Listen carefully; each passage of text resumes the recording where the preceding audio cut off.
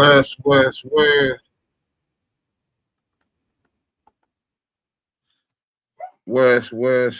We live on the Damu Kiwe Conversations.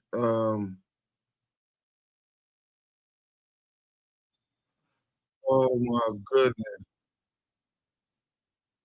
Boom. Let's turn it off. Boom. Hit that like button on y'all way in. Hip hop or hip not. WACK100-TRAPLOREROSS-VLADTV-BIG, U-Nipsey, Hussle. We gonna talk about it, man. We gonna talk about it. I hope that y'all enjoy yourself. Hit that like button on your way in if you ain't already did it. You know what I'm saying? And we gonna get into the chat as soon as we get back. I didn't even ping up, but I'm gonna ping up. I'm waiting for y'all to get up in here. Matter of fact, let's get this music started real quick. I hope y'all enjoy this. Oh, Akademiks. Not Diddy, but Akademiks. You know what I'm saying? Let's get into this song real quick. Hold on.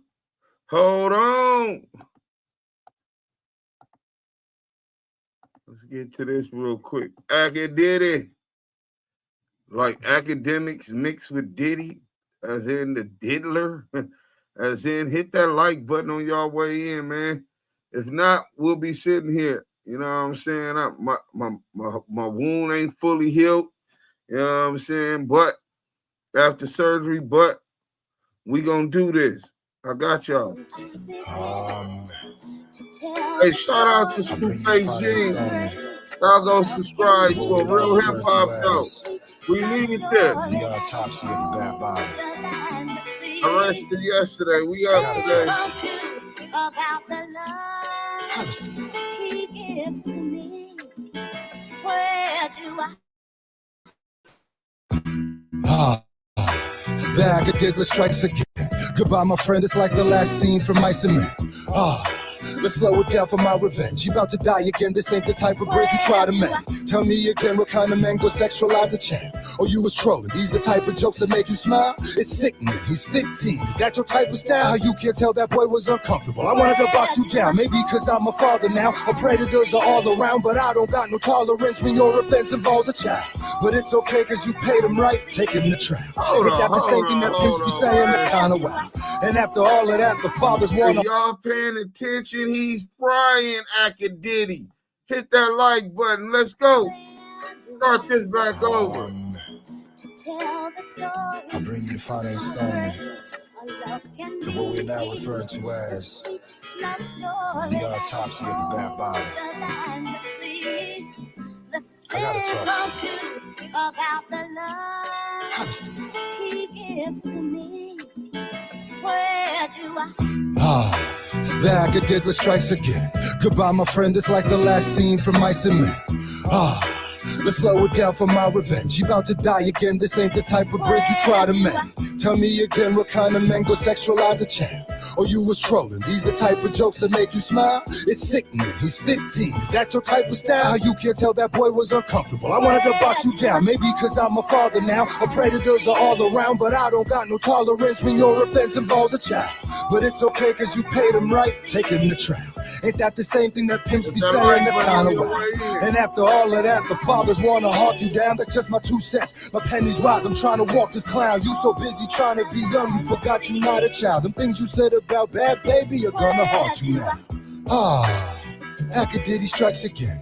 You talked about Freddie Gibbs, kid. That's gotta end. Cause that's gonna make a nigga question where your father's been. Like, do you see him? Wanna be him? Do you talk to him?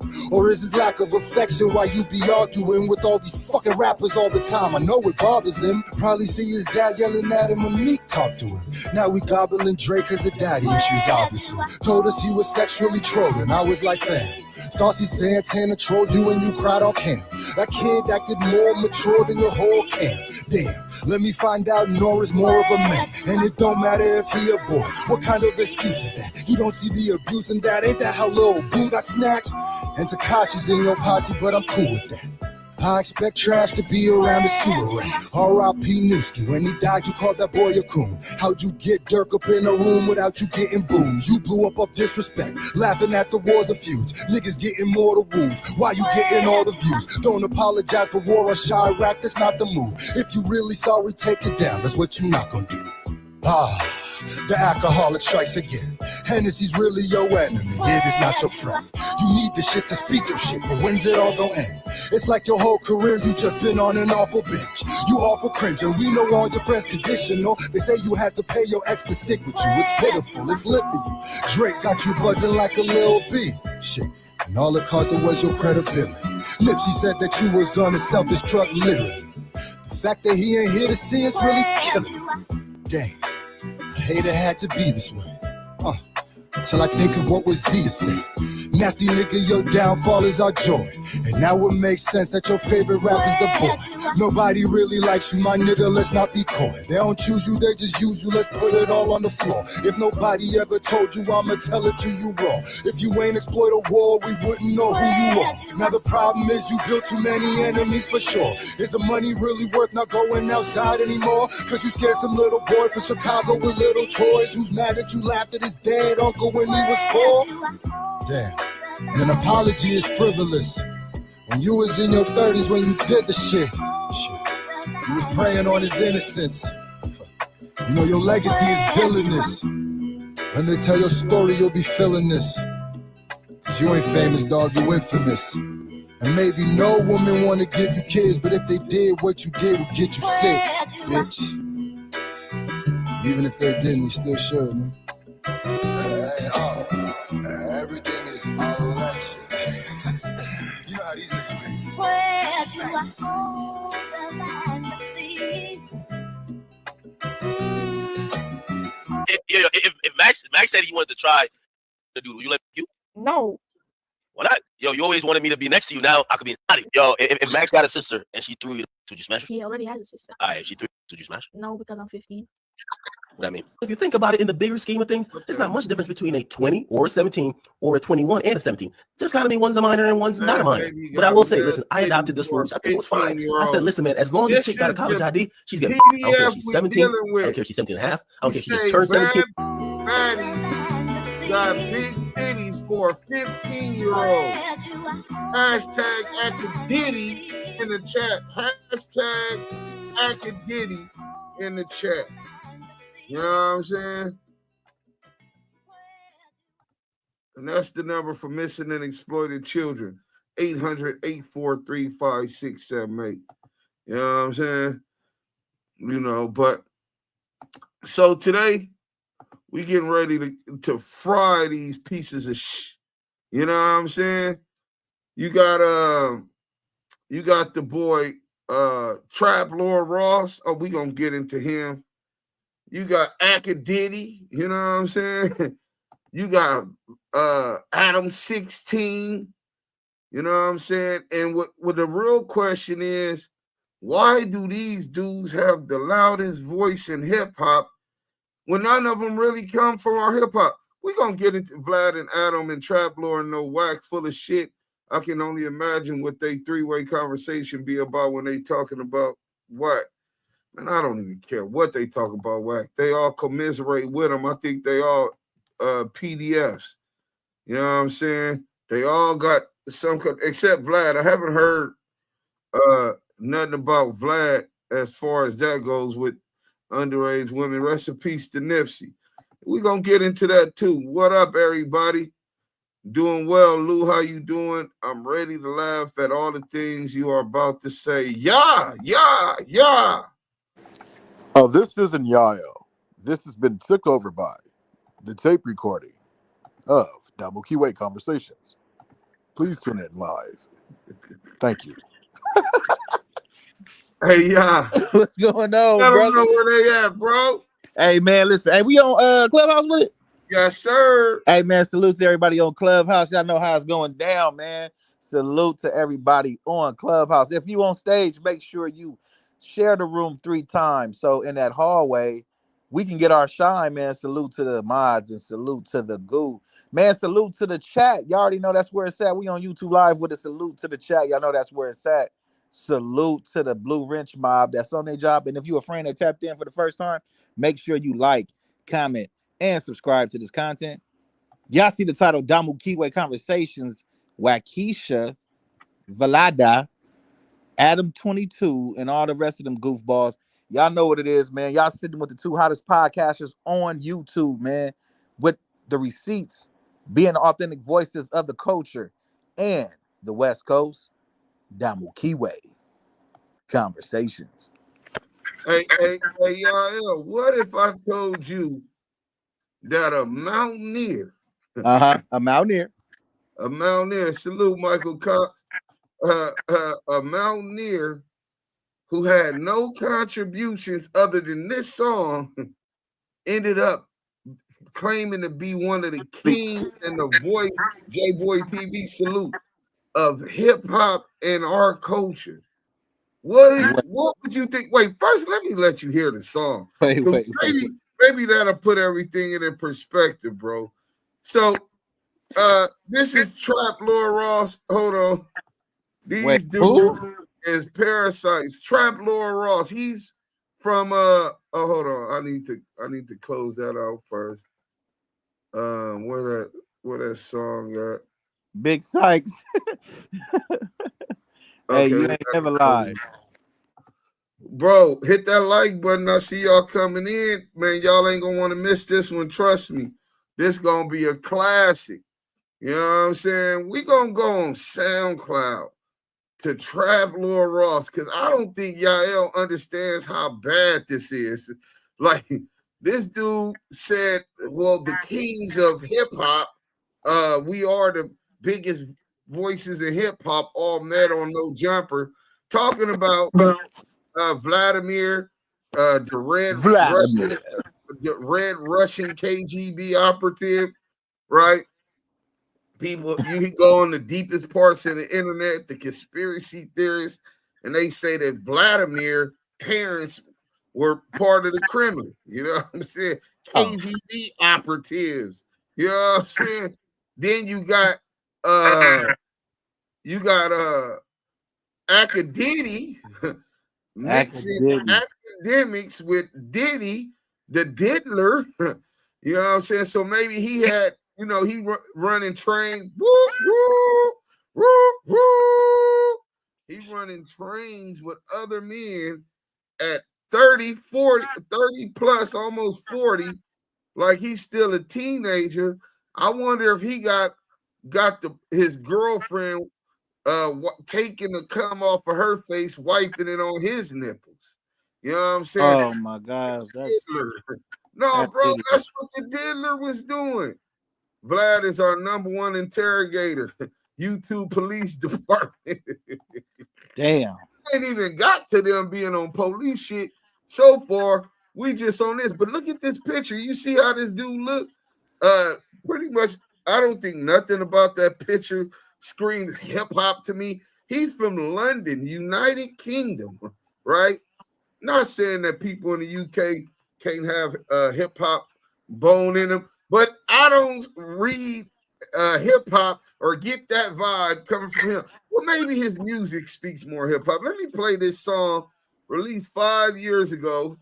He had 339 SoundCloud followers, about consistent as what I got. He got 44 tracks and he's following 94 people. So let's look at this guy who had the gravitas, the huevos, to say that he was one of the kings of hip hop. Yael, brace yourself.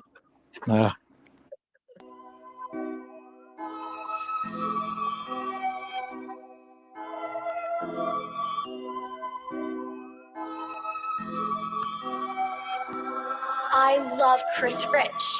What's on the other side? What's on the other side? No one will survive, yeah, no one will survive. In this game of life, might as well just roll the dice. Cause every day and night, we're just watching people die. Just watching people die out of the window, yeah. And I don't wanna die, no. And we're all gonna die, no. and there ain't no guessing how you're gonna go. Some people die at home and family come and pay respect. Some people die on camera, ends up on the internet.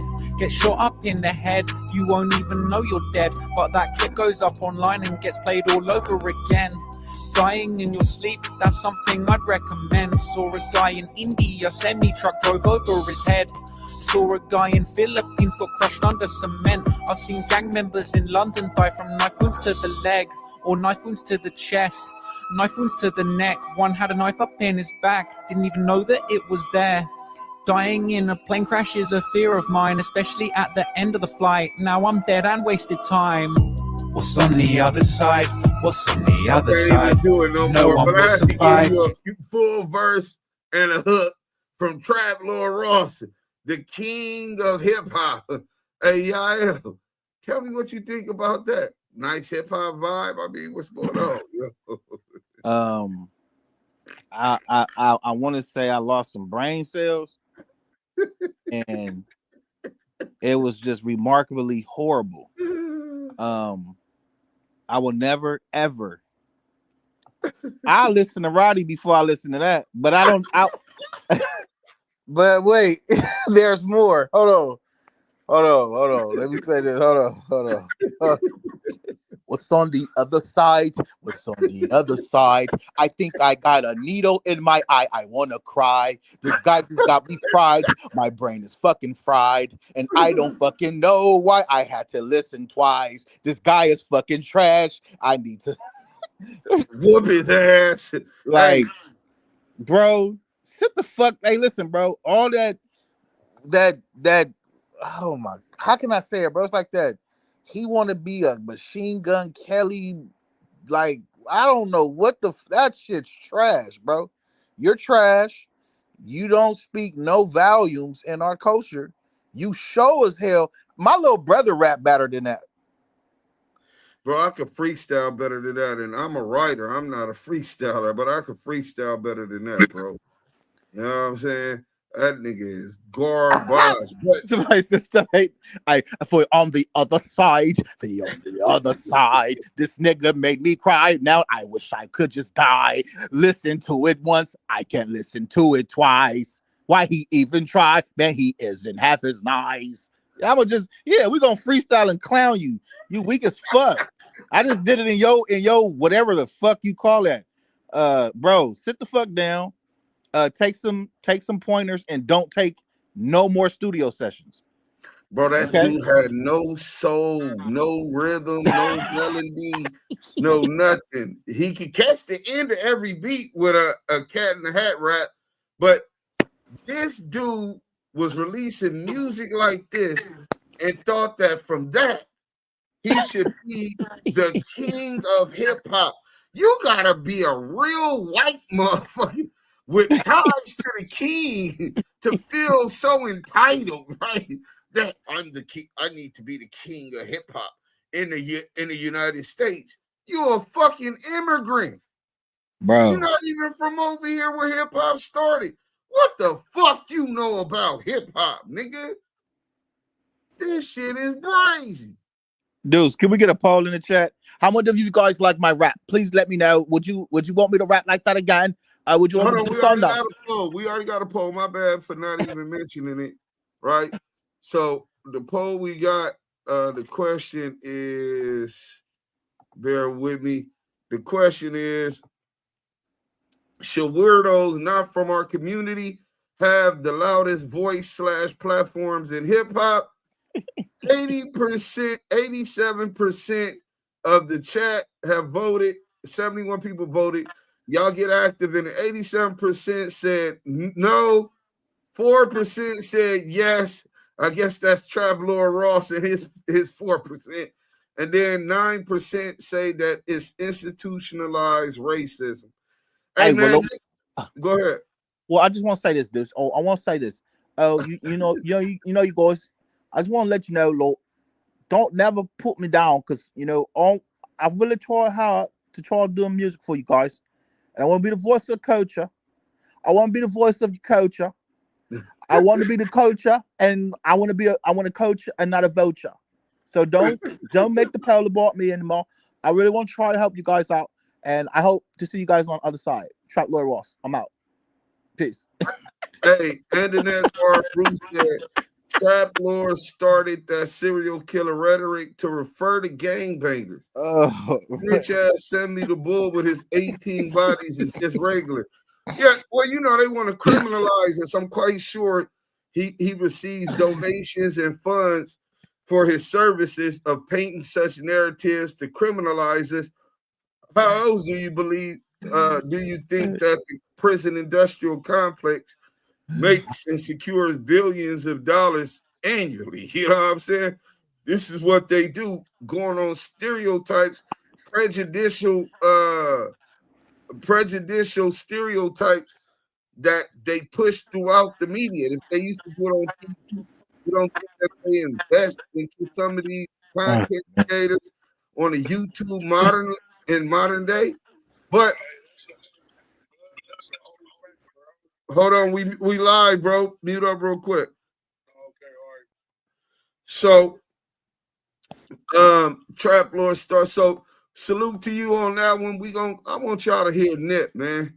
Nip says some shit.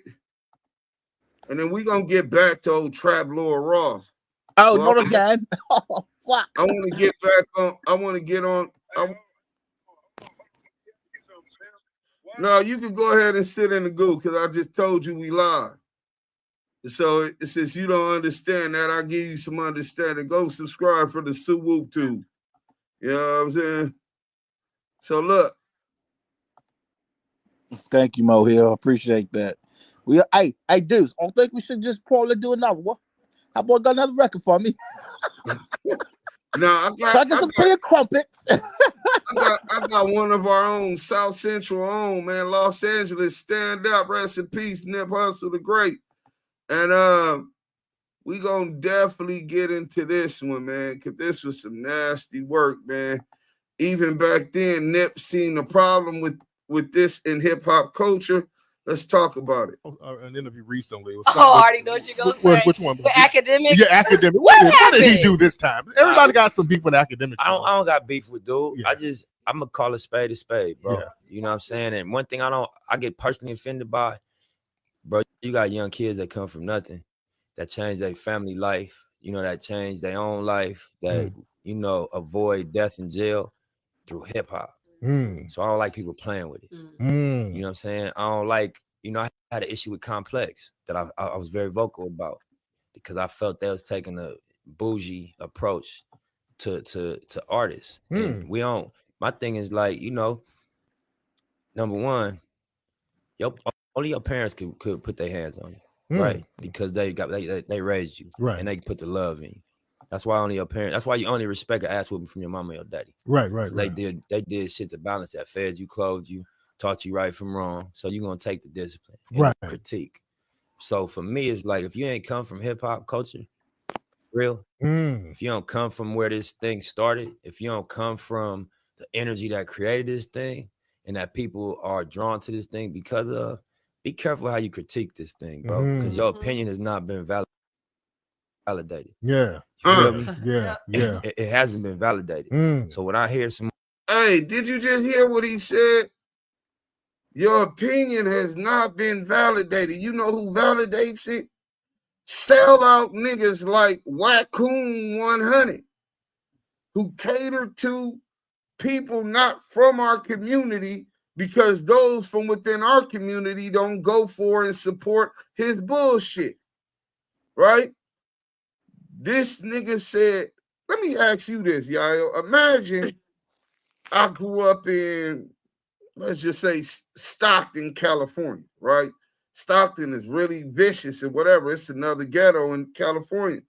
And I moved to the Wilmington Arms, right? Y'all having a meeting in the parking lot. Not in the parking lot, in the Black Mat, right? On the Black Mat? On the Black Mat, y'all having a meeting. So I done moved down here from Stockton. Y'all let me smoke weed with y'all. I've been down here about 2-3 weeks. And then y'all going to the Black Mat, and I'm trying to go back there. What you gonna tell me? Look, check this out, my nigga. Ain't none of that. I mean, we fuck with you, but you can't come to these politics. This ain't that, my nigga. You know what I'm saying? Right. So, because I haven't been validated, right? I shouldn't be privy to the business going on in the Wilmington Arms if I'm not from that and not a part of that, right? Correct. So, now, I say, hey, look, man, y'all niggas get into it with these essays. Them essays came through and bust. Y'all niggas need to start doing some motherfucking taking some field trip and getting it in. I don't know what's up with you niggas. How you niggas gonna look at me and what y'all gonna tell me? Nigga, if depending on what era, if it was my era, nigga probably would have been fired on you. Exactly. Man, why is you talking like that? You ain't even from over here. You don't even know what's going on. Yeah, you might see this, see that, but hey, you know what? Bop. Nigga talking too much. Fire that nigga chin up. Get him out of here. Hey, bro. That's exactly what's going on with Traplore Ross from the UK, right? You got Traplore Ross. You got Adam 16, right? Mm-hmm. You got Akademiks, hashtag Akademiks in the chat. You know what I'm saying? Akademiks is nasty work. But yeah, he is most definitely. You got Vlad, you know what I'm saying? He should be arrested by the hip-hop police. Yeah, that's terrible, bro. Let's finish this, because we finna get on Akademiks next, man. Dude, you know, saying things like for example, they said recently that 21 Savage said that he stopped buying jewelry and that he gonna spend his money on investing. You know, that's a powerful message. It is for somebody that people follow, and that's from a young generation. And Akademiks criticized him and said, I don't want to hear nothing but killing, and I'm about to kill the ops. And I don't want to hear that from 21 Savage. That shit right there get you fucked up. That's coon talk. That's coon talk. And we supposed to fuck niggas talk. Period. Yeah. We ain't supposed to be understanding. We supposed to catch you at Complex Con or wherever you at, and we supposed to spank you for that. Yeah. And you supposed to learn I was wrong. We ain't supposed to do nothing you can't fix. Yeah. We ain't supposed to take the overboard. We supposed to fuck you up for that. Yeah. Because you're gonna respect something, bro. You ain't gonna play with niggas like that. That ain't straight. Do you think the internet has enabled little sucker shit? You know, yeah, of course. I think, and that's why I said in the interview, man, I ain't saying I'm gonna do nothing to act. I say you gotta let clowns be clowns and let dudes self-destruct, because you know I've been paying attention to his message. And I ain't like it, but I respect how you eat, bro. Whatever you do to pay your bills, I can't knock you. But after a while, you getting out of control. You know what I'm saying? And then you got companies that add gas to them sparks for their own interests. And then they sell advertising space. And I don't like that shit. I'm clear on what that model is. You playing with niggas. You cooning, like you said. Yeah. You know, you taking something that's serious and that, you know, people doing with integrity, and you spending it for some fuck shit. Yeah. And I don't agree with that. You know, people criticize Vibe for doing that back in the day with West Coast, East Coast. Absolutely. You feel what I'm saying? You saw what happened with that bullshit. Right. Yeah. And they was you know, I respect Quincy. I don't think he was the one doing the editorial side of that thing. I know he's a part of the ownership. Yeah. But they might have been the first person or the first place you heard East Coast, West Coast beef. Yeah. They were the one. Nobody. That wasn't no real shit. Nah, that wasn't real. I don't think Pac and Big came up with that. No. I think they spun that because they like, if it bleeds, it leads. Absolutely. And we know how fascinated people are with this type of shit. But then it's like throwing hands and, you know, throwing rocks and hiding your hand. Yeah. You know, and you ain't on the front line. That's what I was saying about instigating beefs and shit. We would fuck niggas up for that growing up. Yeah. You don't even say nothing about this unless you're gonna jump in and get your hands dirty. Yeah. That's a fact, bro. Niggas, it was so delicate in the back of them buildings. You better not say. All these niggas that be talking about this nigga need a DP, this nigga need this nigga ratting, this nigga, bro. If you see that, man, and you ain't gonna stand on that, then you shouldn't even be speaking on it, bro. Because if you speak on it, then you gotta stand on that. Fact. say nothing, bro. Yeah. If you ain't gonna fight, you ain't got nothing to say. Don't when a nigga get Yeah, socked. Don't do none of that, bro. All that world star bullshit. Niggas didn't do that out here. That's new fuck nigga shit. Filming motherfuckers fighting. That's corny to me. Yeah, yelling. Bro. That shit. Come on, man. But you said it though. The internet has enabled it. But that don't mean we agree with it. Yeah, I didn't know Nipsey like you, but I know some of the Everyday Show viewers. They probably they've seen it online. Like, he came to Everyday Show one time. He walked out. You know, the full story behind that, I don't really think it was ever told. Me and Nipsey, after going back and forth a little bit, salute to Karen, I know she's hurting right now. Second loss in like less than, it seems like 6 months. We got on the phone, me and Nipsey, and we spoke like men for about like 3 hours. And it was probably one of the most productive conversations I've had, because we were trying to get to a place of understanding of each other, rather than like just argue online or stuff going elsewhere, right? And pretty much what I realized and I took away from that conversation about him is that Nipsey is and was a man of the community. Right. It was community first. You know, like his whole points in the stuff he was saying to me is that, yo, Ack, you have a real big platform. You know, I'm a rapper, I have a platform as well. And while other people might use their platforms differently, I know that there are people who come from areas and places like me. They need to see certain things that they could make decisions out better themselves. So, you know, the conversations we had, it was really trying to get to a point of not only bettering ourselves as men, but bettering people around him. And that's how I look at Nipsey. I look at Nipsey as probably the example and one of the guys who are leading the charge in showing rappers that, yo, listen, you don't have to really be scared of your neighborhood. You're supposed to really establish businesses, give back, and this was the appropriate way. You get me? I think it's so sad because what he was doing was further. This nigga is such a hypocrite.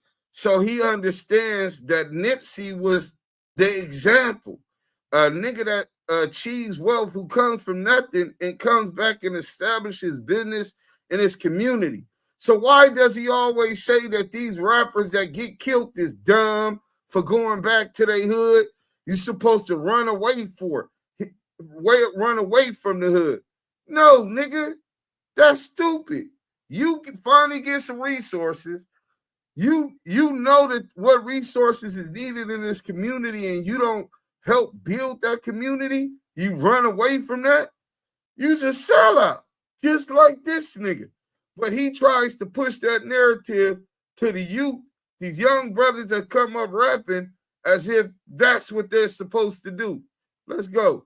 The whole culture, he was furthering a mindset. It was furthering people just in terms of black business.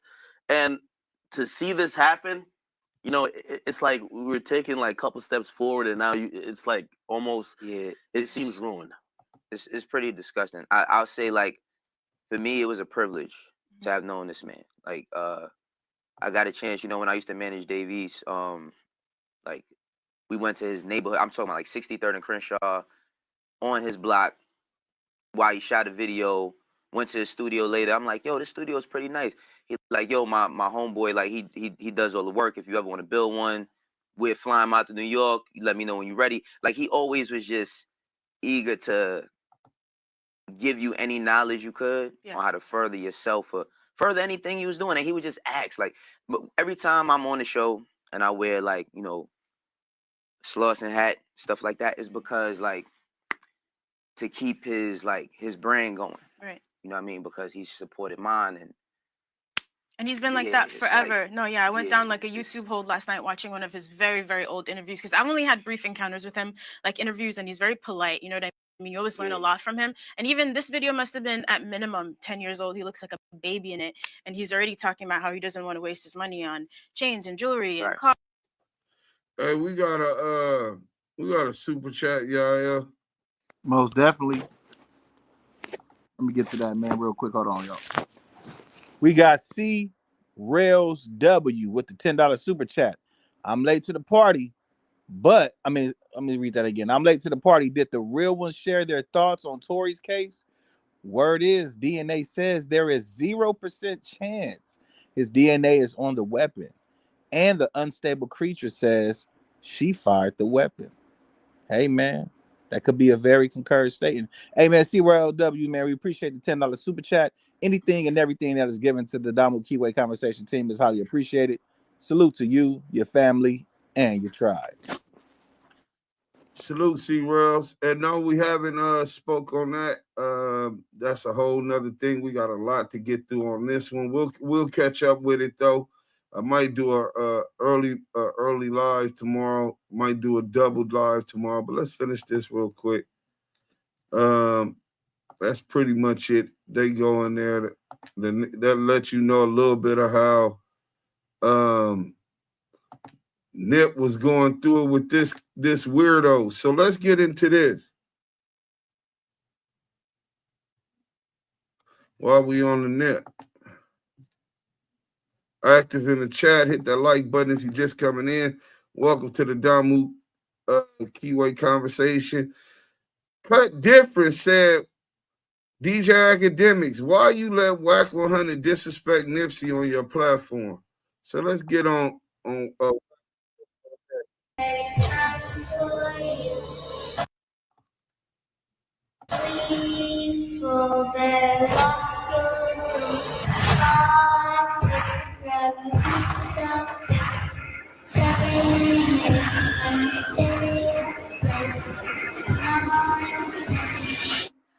Never sleep again. What they do, YouTube? I got a question. Why these niggas playing dumb now? Like they don't know what's going on. Like these videos ain't recorded. They know they posting this on the internet, right? It's gonna stay there. Now we got DJ Akademiks acting like he don't know what's going on. Like he don't know how WACK disrespected Nipsey. But let's refresh his memory, y'all. First, let's see what he said. What is disrespectful about, unless there's a prior beef with WACK and Nipsey? I thought the only thing WACK said was that he wasn't a legend, but he was talking about musically, and I think he Nah. So it's more than that. You come on. You know, man. The whole Big U campaign, the Nip tapes, all that shit. Like, okay. The tape. He done been disrespectful. Really, nigga? Yeah, nigga. The tape. And Rockstar. Why would you go fuck with the top 3 niggas Black Sam was talking about? First, you had WACK on your Clubhouse talking crazy. Then you had Flakko on your Clubhouse talking crazy. Then you went to this nigga Akademiks. And you know they ain't fucking with Akademiks. Because you said it. They wasn't fucking with you either.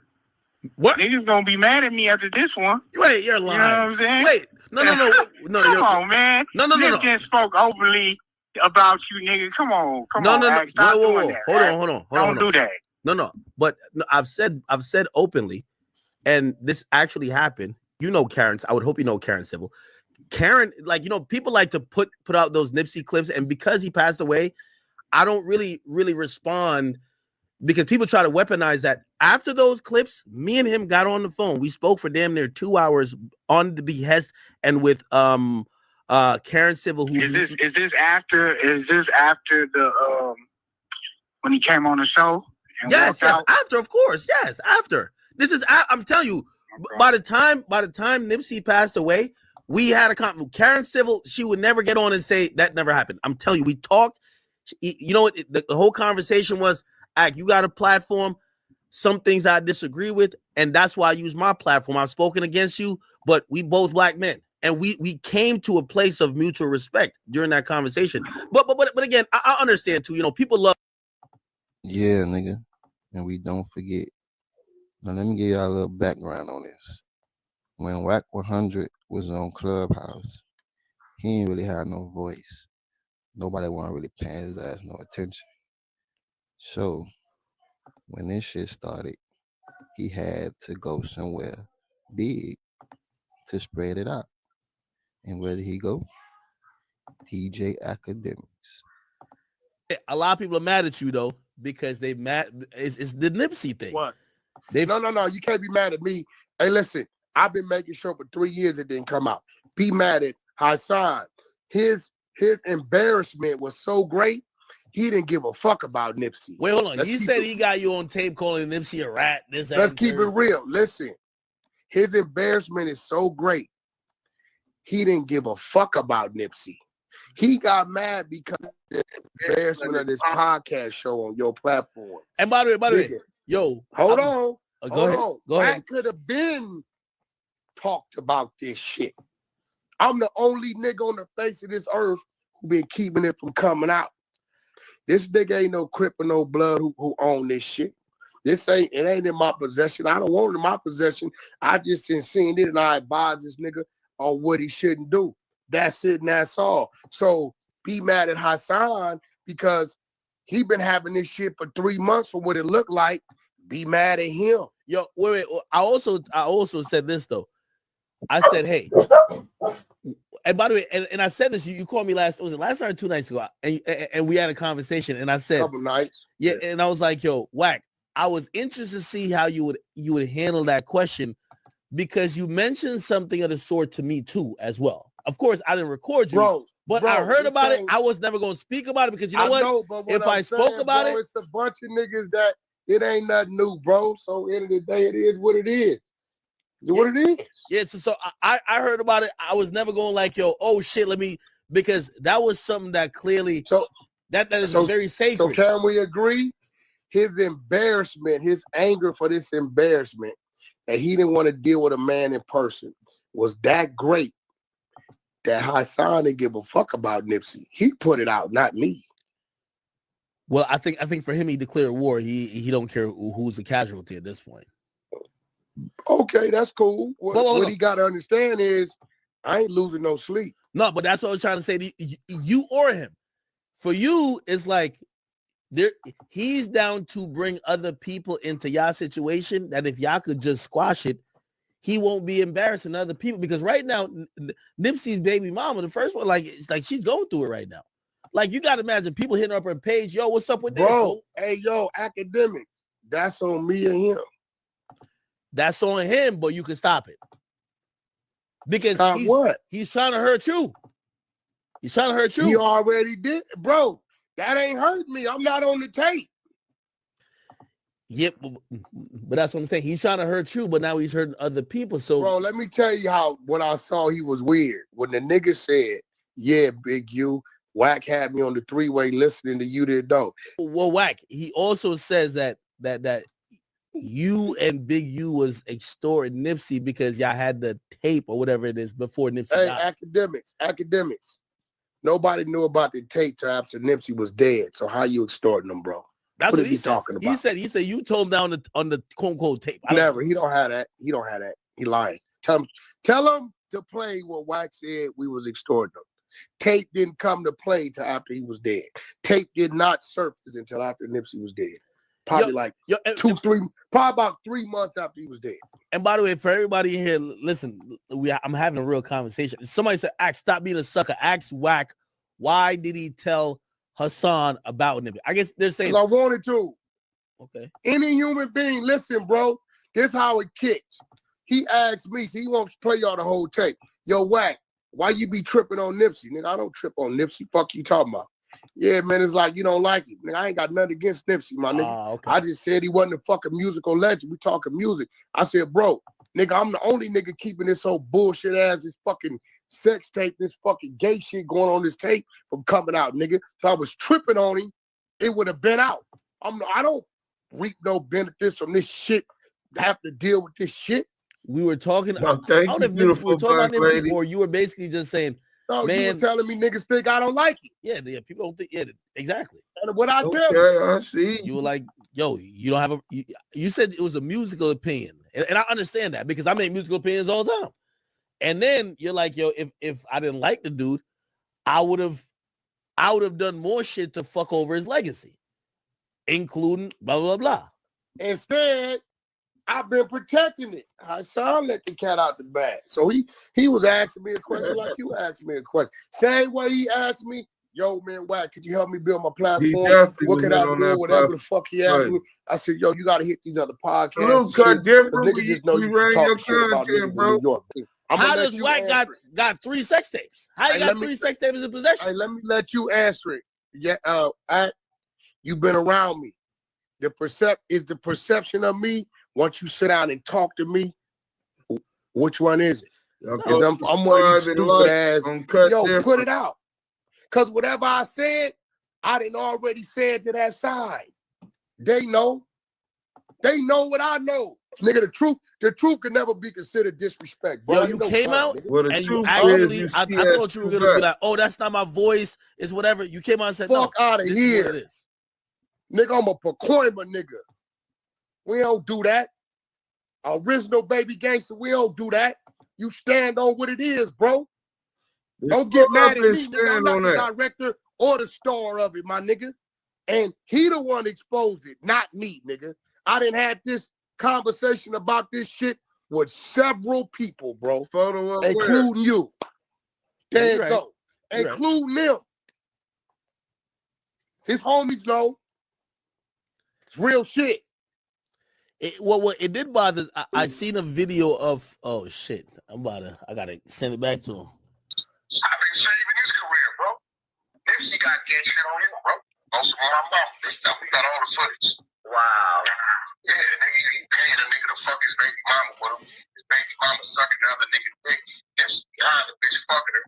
He pulls his dick out the bitch, go grab the bitch by her hair, pull her mouth off the nigga's dick, tongue kiss the bitch, and put her mouth back on the dick. Neighborhood crib. We got all the footage, bro. I think that's where it gets a little disrespectful. The neighborhood crib part. So you know it's disrespectful, but you think it's funny. All right. But it's more. Then this nigga confirmed it.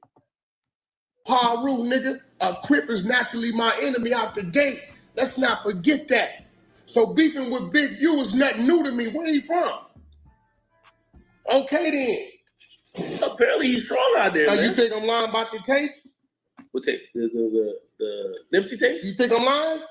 Nah, I ain't gonna lie. Well, no, I don't think I'm lying. I don't even.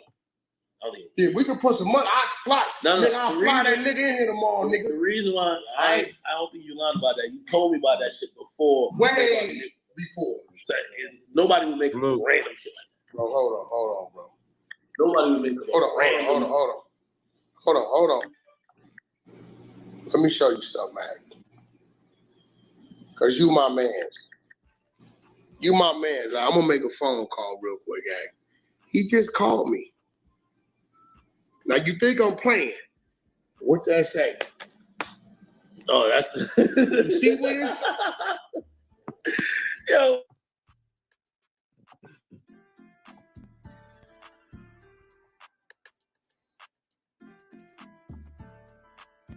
And shit. I don't know. Let's sit and see. Tell me about it now. Nah, but I always believe. What's up, Ebony? Bro. All right. Now ask if you believe me about it now. Nah, but I always believe. Did I make the call? Man, you just call the nigga who got to take. Yeah. Y'all heard him, right? CCTV Media Network. Hey, listen, bro. Listen. Yo, why got the nigga saving his phone? Why don't you be believing him, Mac? You just be thinking he's not telling you the truth. Like you got to code, like you got to check it out. Like you know, Wack don't be playing. You know I'm not. Look, let me ask you something. Now, Wack a cold nigga, when man. you know me for captain, bro. Nah, I ain't think you was. I'm gonna be honest though. I felt like the shit happened, but the whole tape shit. I'm like you showed us a tape. It's like 7 or 8 of them. It's crazy. Text messages, bro. I need you to pay you. I'm not gonna keep doing this for you in front of me. I'll pay you $2,500. I need you to fuck my bitch in front of me so my dick can start working to get hard. Nah. Want to put your money up? I'll put money up on that. How much? I thought I gotta see the text. I want you to fuck my bitch till my dick start working. I put up 1,000. No, we gotta put more than 1,000, bro. We're not playing. No, you not for the tape. Not for the tape. I need to see that message. The text message. Let's put 100. No. You got it? I'm not. Act, you got it. No, you're right, but I'll be. Come on, Act. Listen, I can't get a refund from this state, so you know. What you mean? I'm good. Act, you should know by now. If Wack say he got the shit. Well, nobody kind of say you didn't. I think everybody was saying, why are you bringing it up? No. So you confirmed it, nigga. You said it was true. You said you spoke to the nigga. So stand on that mountain with these niggas. Don't try to come down now. Because you see what happened to Rockstar, nigga. Oh, you could ask Karen Civil, man. Me and Nipsey, we passed it up. We talked for like 2 hours, 3 hours, man. Shut your bitch ass up. You should have thought about that before you started running that bullshit on your platform, green ass nigga. Now you want to act like you don't know what's going on. Like you didn't say this. Back on why Ak was mad at Blue, I done explained it. And I said, if you got the proof of him fucking the bitch, post it, nigga. You got every other proof. You got Nipsey getting his dick sucked by 5 niggas. You got Oscar De La Hoya in a dress getting paid. No, I can't even say all that, man. Now you just throwing little slick shots in there. That's crazy, bro. Now you try to act like you don't know what's going on. You know what's going on, nigga. You know that pressure was being applied. So take your Theodore looking ass on across that street with them other niggas. Cause ain't no marathon burger for you either, nigga.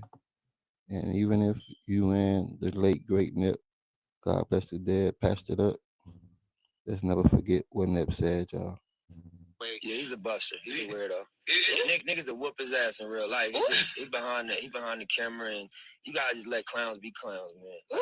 I was on Everyday Struggle, and I walked out just because, you know, I'm not a clown. I don't come from that world of like you make jokes about. We used to fuck niggas up. Excuse me, are we live? Yeah, we can bleep this. We used to fuck niggas up for trying to film fights. Right. In the hood. Yeah. Nigga, you fight. What you doing with the camera? We gonna make you fight, nigga. Yeah. Fuck wrong with you, boy. Yeah. We ain't covering no drama. That's called instigating. Right. And what's up with you while you at it, nigga? Right. So, you know, niggas like him get weeded out quick. He got a little internet runny going on, but, you know, we just gotta let himself destruct because he's on the path. Yeah. Rest in peace, Nip Hussle the Great, man. Damu Kiwe Conversations. I don't give a fuck.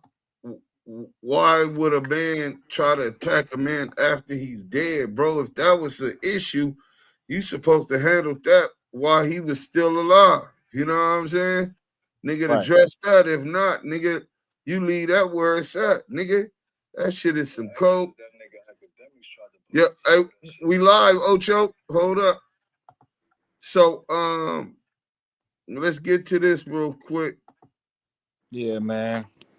What you gotta say about that? That nigga's a buster. Hey, I got it, and it's like he said, bro. And I know the real one's gonna pick up what I'm putting down, Deuce. You already know what it is, brother. When we let these dudes, and I'm not gonna say it like that, like we letting them, because it's almost saying like we giving them the leeway. But what it is this: I'm not gonna say what Nip said. I'm gonna say this: I don't respect how you make your money, because you don't show the positive light within our communities. You don't show the images that you should show. But what these vultures have done, they've showed all the negative photos, all the negative views of the community. And they've capitalized off of it, monopolized off of it, and they still strategize off of it.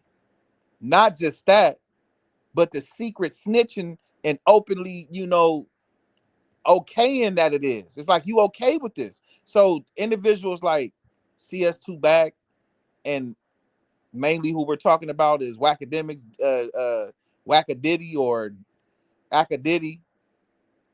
Individuals like him, he's not from our culture. He does not speak for the West Coast, the East Coast, Chicago, down south. No, he doesn't. He's not the heart of the trenches. He's not the soul of the community, like how Duse M's and Yael and other brothers that come from this, that really came from this, that have a moral compass, that shed in light, and that's really Big U. You know what I'm saying? Like, we come from this and survived it. And now we're trying to help educate the young and the middle age and the old into having a different mental complex when it comes to this. He's not doing that. It's all clout and clickbait for them. This is not for us. That's not that for us. So to land a plane on this, yeah, You see niggas like that, you gotta stand on it, bro. So it's nothing to talk about.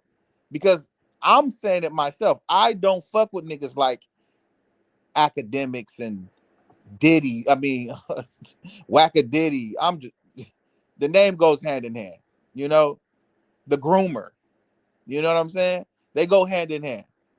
So yeah, niggas, whomever it may be, gonna stand on that, brother. Real niggas know. You can't sit amongst us with that kind of mindset. You didn't get a seat at the table. You was not invited. You'll never be invited. His kind of the J cats like WACK100-TRAPLOREROSS, I mean WACK Keisha 600. That's his kind. And I'm gonna leave it there. LA shot caller say 600 and loose claim 60s, but befriended CS2 back after the Nipsey disrespect. A real 60, active or inactive, would never deal with WACK100. Hey, I'm with you, bro. Let's get into this article real quick, because we got a lot of stuff. We going through it, though. Academic feels Twitter's wrath after old clip about underage girls resurfaces. June 15, 2022. Akademiks got a weird case. Why the fuck is he around? What? M fuck him up. Akademiks found himself at the center of controversy on Wednesday, June 15th, when an old audio clip surfaced online. The clip, which was recorded nearly a decade ago, found Akademiks making some questionable comments about underage girls, even though he was approximately just 21 at the time. I said, listen, as long as the chick's got a college ID, she could get fucked. He said, I don't care if she's 17. I don't care if she's 17 and a half. I don't care if she just turned 17 and I turned 21. She's going to get this dick. That's on a college level. This is how, and this is where his mind is at. He doesn't have any problem or don't see it as taking advantage of a child when he's talking about he's smarter than 90% of the people on the internet. So you don't find, I mean, where is the challenge mentally? Are you intimidated by a woman with the brain capacity that's your age that you wouldn't be able to control them? Shortly thereafter, Akademiks' name started trending on Twitter. He hopped over to his Twitch channel where he claimed the clip was taken out of context. Although he admitted what he said sounds wild, he said he wasn't encouraging sex with underage girls.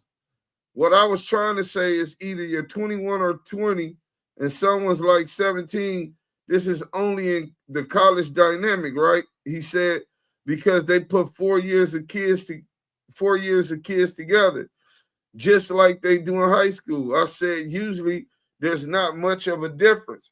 When you're in college, you really don't see the difference, and I still believe that. Now, of course, there are some people who look like kids in college. That's 100%. I'm not talking about those people. He continued, I say that because you don't ask her age, bro. In college and high school, you don't ask her age. You might ask somebody that's a freshman, but as long as they go to your school, you do not. It's not that you want somebody underage. You just assume. If it ends up being that, it's like, yeah, that's not what you wanted to do type shit. I don't look at it as somebody deliberately looking for kids. We don't give a fuck how you look at it. Akademiks then provided the context for his comments, explaining he was talking about Tyga, who dated a 17-year-old Kylie Jenner when he was 24. Oh, so you was trying to justify Tyga and Kylie. We already went over Kylie's mom last night, pimping out Kim K. So that's why the mom didn't have a problem with that. But let's go. 8 years ago, I was doing a topic on my YouTube that says Tyga denies being in a relationship with Kylie Jenner. He continued, this was when everybody knew Kylie and Tyga was fucking around. Tyga was 24, Kylie was 17, okay? So this is the context. And this is what is important. At no point did I ever say I fucked anybody under 17 or under 18. I was giving an example. I said in college, 17 becomes a gray area because people don't ask for IDs. I was talking about being in an institution in college or in high school where ages are a little bit out of what is actually acceptable. Despite Akademiks' explanation, Twitter hasn't stopped roasting the media personality for his transgressions, with some even admitting they've been praying for his downfall. Others reminded people of his 2018 tweet about Bad Baby, in which he wrote, "She got mad titties for a 15-year-old. Check out some of the reactions below. This nigga posted in 2018 that Bad Baby. You know who that is, right, Yael? That's the Catch Me Outside girl. Right. Bro. Talking about she got some big mad titties for a 15-year-old. Why the fuck are you looking at a 15-year-old and her titties like that, bro, with sexual lust? This nigga, and he's just, it's just commonplace for him to speak about that as if that's just a common thing. So since we on that, let's get to this real quick. I want to get to this real quick. So that was the HipHop DX article. I want y'all to see this, right? So I had this other article. I've been lining this up since the Hip Hop Police docuseries, right? And we were supposed to do this. Akademiks is scrolling pages. This was on Source. This was in the Source magazine. On their site, it was another article about allegations of this dude Wednesday. This dude having some sexual indiscretions with some of his friends, allegedly taking pussy from his girlfriend while he watched, just like Diddy did. You know what I'm saying? So it's a whole lot of weird shit going on. And the bottom line,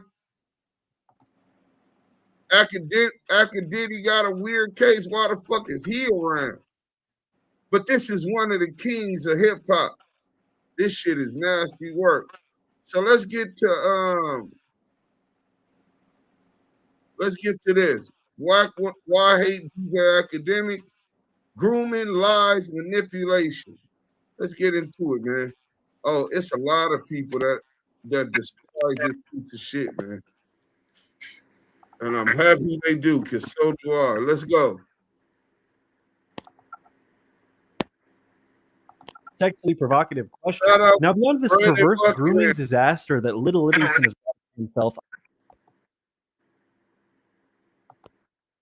Okay, that's cool. Damn, they said this following content may contain suicide or self-harm topics. Okay. So what that mean? So they ain't gonna let us show the thing. Wow. That's crazy. That's all right. We got another one. Damn, that was a good one though. Nasty work. But this nigga scrubbing the internet. Hit that like button if y'all just coming in. You know what I'm saying? Why everyone hates Akademiks. Let's go. Reporting on hip-hop news and drama, he somehow managed to be labeled as the most hated man in the hip-hop genre, to the point that these days, it seems like people are trying to bring him down once and for all. Today, we're going to showcase all of the events that led him to this unfortunate point, starting with the time that he was called out by Nipsey Hussle in 2017. Over the years, Akademiks, real name Livingston Allen, went from a YouTuber on the fringes of hip-hop culture to becoming one of the biggest commentators that the culture has to offer. Along the way, he also became one of the most polarizing figures, with some users suggesting that the biggest mistake of our generation was making this clown one of the voices of it. But the disapproval of some of the audience outside of his infamous stream chat is only part of the problem. Because for a lot of artists, the way that ACK conducts his business is seen as in no way beneficial to the culture. Back in 2017, the now deceased Nipsey Hussle pretty much set the tone for this argument. Yeah, he's a buster. He's a weirdo. He's a whoop his ass in real life. He behind the camera, and you guys just let clowns be clowns, man. Like, I was on Everyday Struggle, and I walked out just because, you know, I'm not a clown. I don't come from that world of like you make jokes about. We used to fuck us up. We used to fuck us up for trying to film fights. He got a little internet run going on, but you know, we just gotta let himself destruct because he's on the path. The only problem for those plotting on his downfall is that ACK has weathered every storm, even when he turned a whole city against him. Back when he was still at Rutgers University, ACK began making a documentary series on the inner city gang violence in Chicago, which is known as the War in Chirac.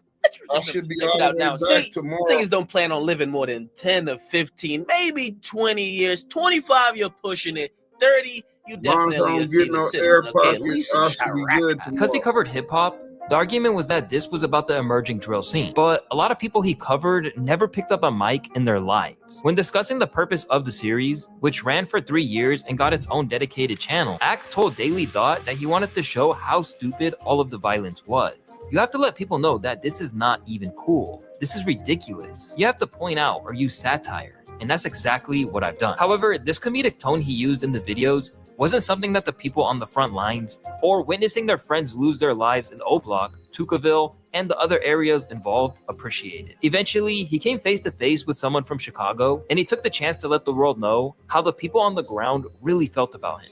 I wanted to slap you in your face, honestly. And I'm just seeing you here, so I'm like, this is a tame environment, so I would keep it to my word. Like, whatever made you feel like you had a space to have a perspective on our people dying on a daily basis? And what made you feel you had a space to speak on our people dying daily, nigga, in a negative light? So that you can make some money, nigga. Fuck your money, nigga. And that's what's wrong with niggas. These niggas be groupies for these niggas, thinking they could do something for them. So these niggas accept that shit. Salute to this brother. Shout out to Chirac, man. And I'm gonna tell you the truth. I really think you're a bitch. Like, this is not a video game. That's what I grew up with. I've known since I was 5 years old.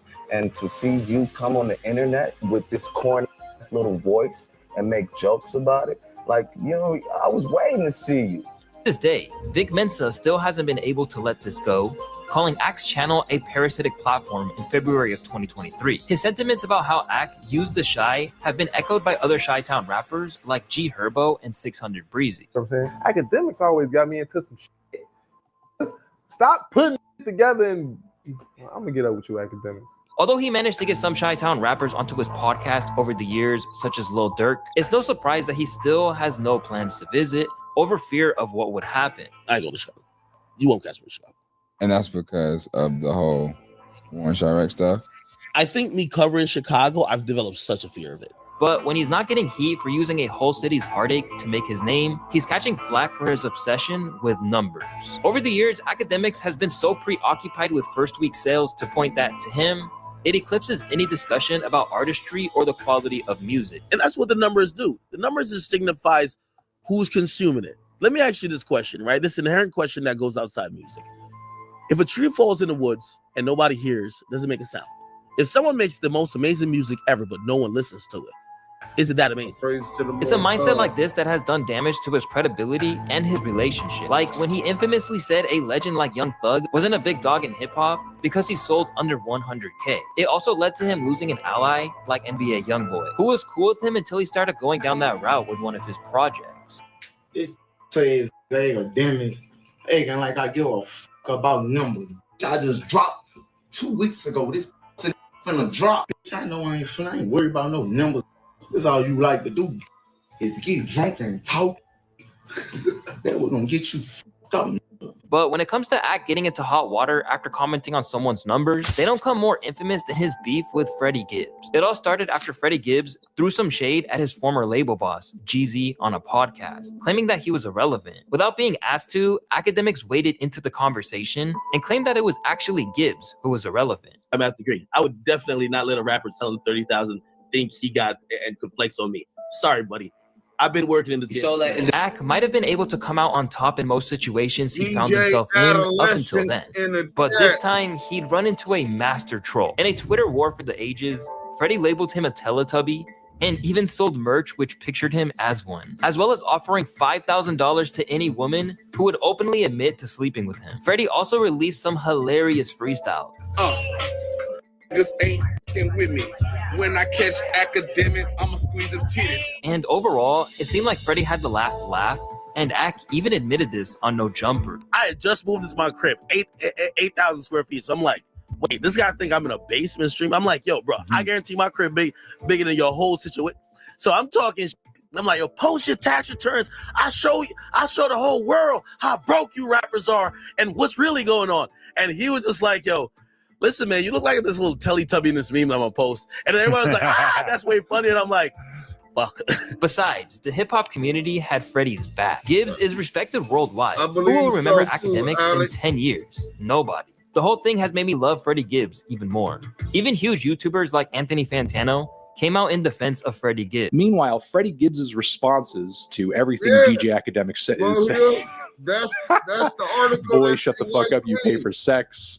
My son's room is bigger than your house, bitch. Stop it.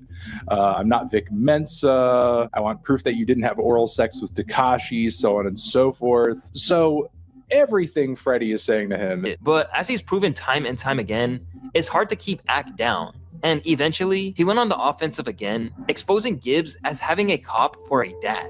His father is a police officer. I just want to paint the irony of this whole thing. A kid who grew up playing with his father's badge, handcuffs, police uniform, and gun, and also took allowance that came from his father's police salary, said, what should I do with all of these things at my disposal? He went to a fucking studio to make up a fake persona of being some type of gangster. Since then, Freddie continued to issue threats, and at one point, he even claimed that he could have had Akademiks killed. But Ack kept standing his ground and wouldn't hesitate to go off on Freddie during one of his infamous Twitter rants. After Freddie had a messy split from his adult star / baby mama Destiny, Ack used this to his full advantage, to the point that he maybe went a little far. Freddie, what you didn't know and you're gonna hear her admit is that when she hit me up, which was about 4 months ago, your child was already 2 months cooking in that belly. When she appeared on Adam 22 Plug Talk, your child was a little bit more than baby batter at that point. That's Freddie Jr. in that gut. She wanted to link with me. This might sound crazy, but I hope you understand the grace I have extended you. I would have been rubbing that belly. I bought a stethoscope off Amazon. I was going to have a stethoscope in my ear and have the joint on her gut. Although everyone knew that he and Freddie hated each other, no one knew he would go that far, and were pretty shocked by it. With one user commenting, Akademiks most definitely going through all 7 levels of hell for this one. But over the course of his career, Ack has proven that he doesn't take too kindly to threats. Just look at his years-long beef with Nicki Minaj. Back when Ack was still on Everyday Struggle in 2019, Ack critiqued Nicki pretty heavily for some of her antics, and came down on her for tracks like Megatron flopping. In response, she called him Joe Budden's sidekick during an interview with his former co-host. For a while, it seemed like Nicki was pretty unbothered, but suddenly, she slid into his DMs and let him have a piece of her mind, warning him to lay off in the process. She said, you've been mad since I made a joke about you with Joe on my show. The people you rep won't stop your job from being broke. I know too much about your family for you to be playing with me, you hoe-ass rat. Where you at now? Y'all forgot about it. She said, send your number. My husband wants to talk to you. Salute. If I were you, I'd send your number because you're going to make it worse. As someone who wasn't yet a household name, Akademiks was pretty happy to have... Hey, 2 Capone, hold on. I want to see if you've seen this yet. Hold on. I found it. I had put it in the Damu Kiwe Conversation chat. And I said, man, is that the homie? Hold on. 2 Capone. What's up, baby? Okay, here it go right here. LA County line. Let's see if this 2 Capone. Give us a 1 in the chat if this is you, 2 Capone. Hold on. And did you see this? I'll send it to you later if you wanna if you ain't seen it. Cause I seen pictures of me I didn't have on the internet. You know what I'm saying? Is that you, 2 Capone? 11 do Barn 100 watts. Barn Hunters. Barn Hunter, nigga. Put a 1 in the chat if that was you, man. We gonna get back to the content. I was waiting for you to come. You know what I'm saying? See if that was you, man, when you was younger. You know what I'm saying? Let's get back to it. 2, what up, brother?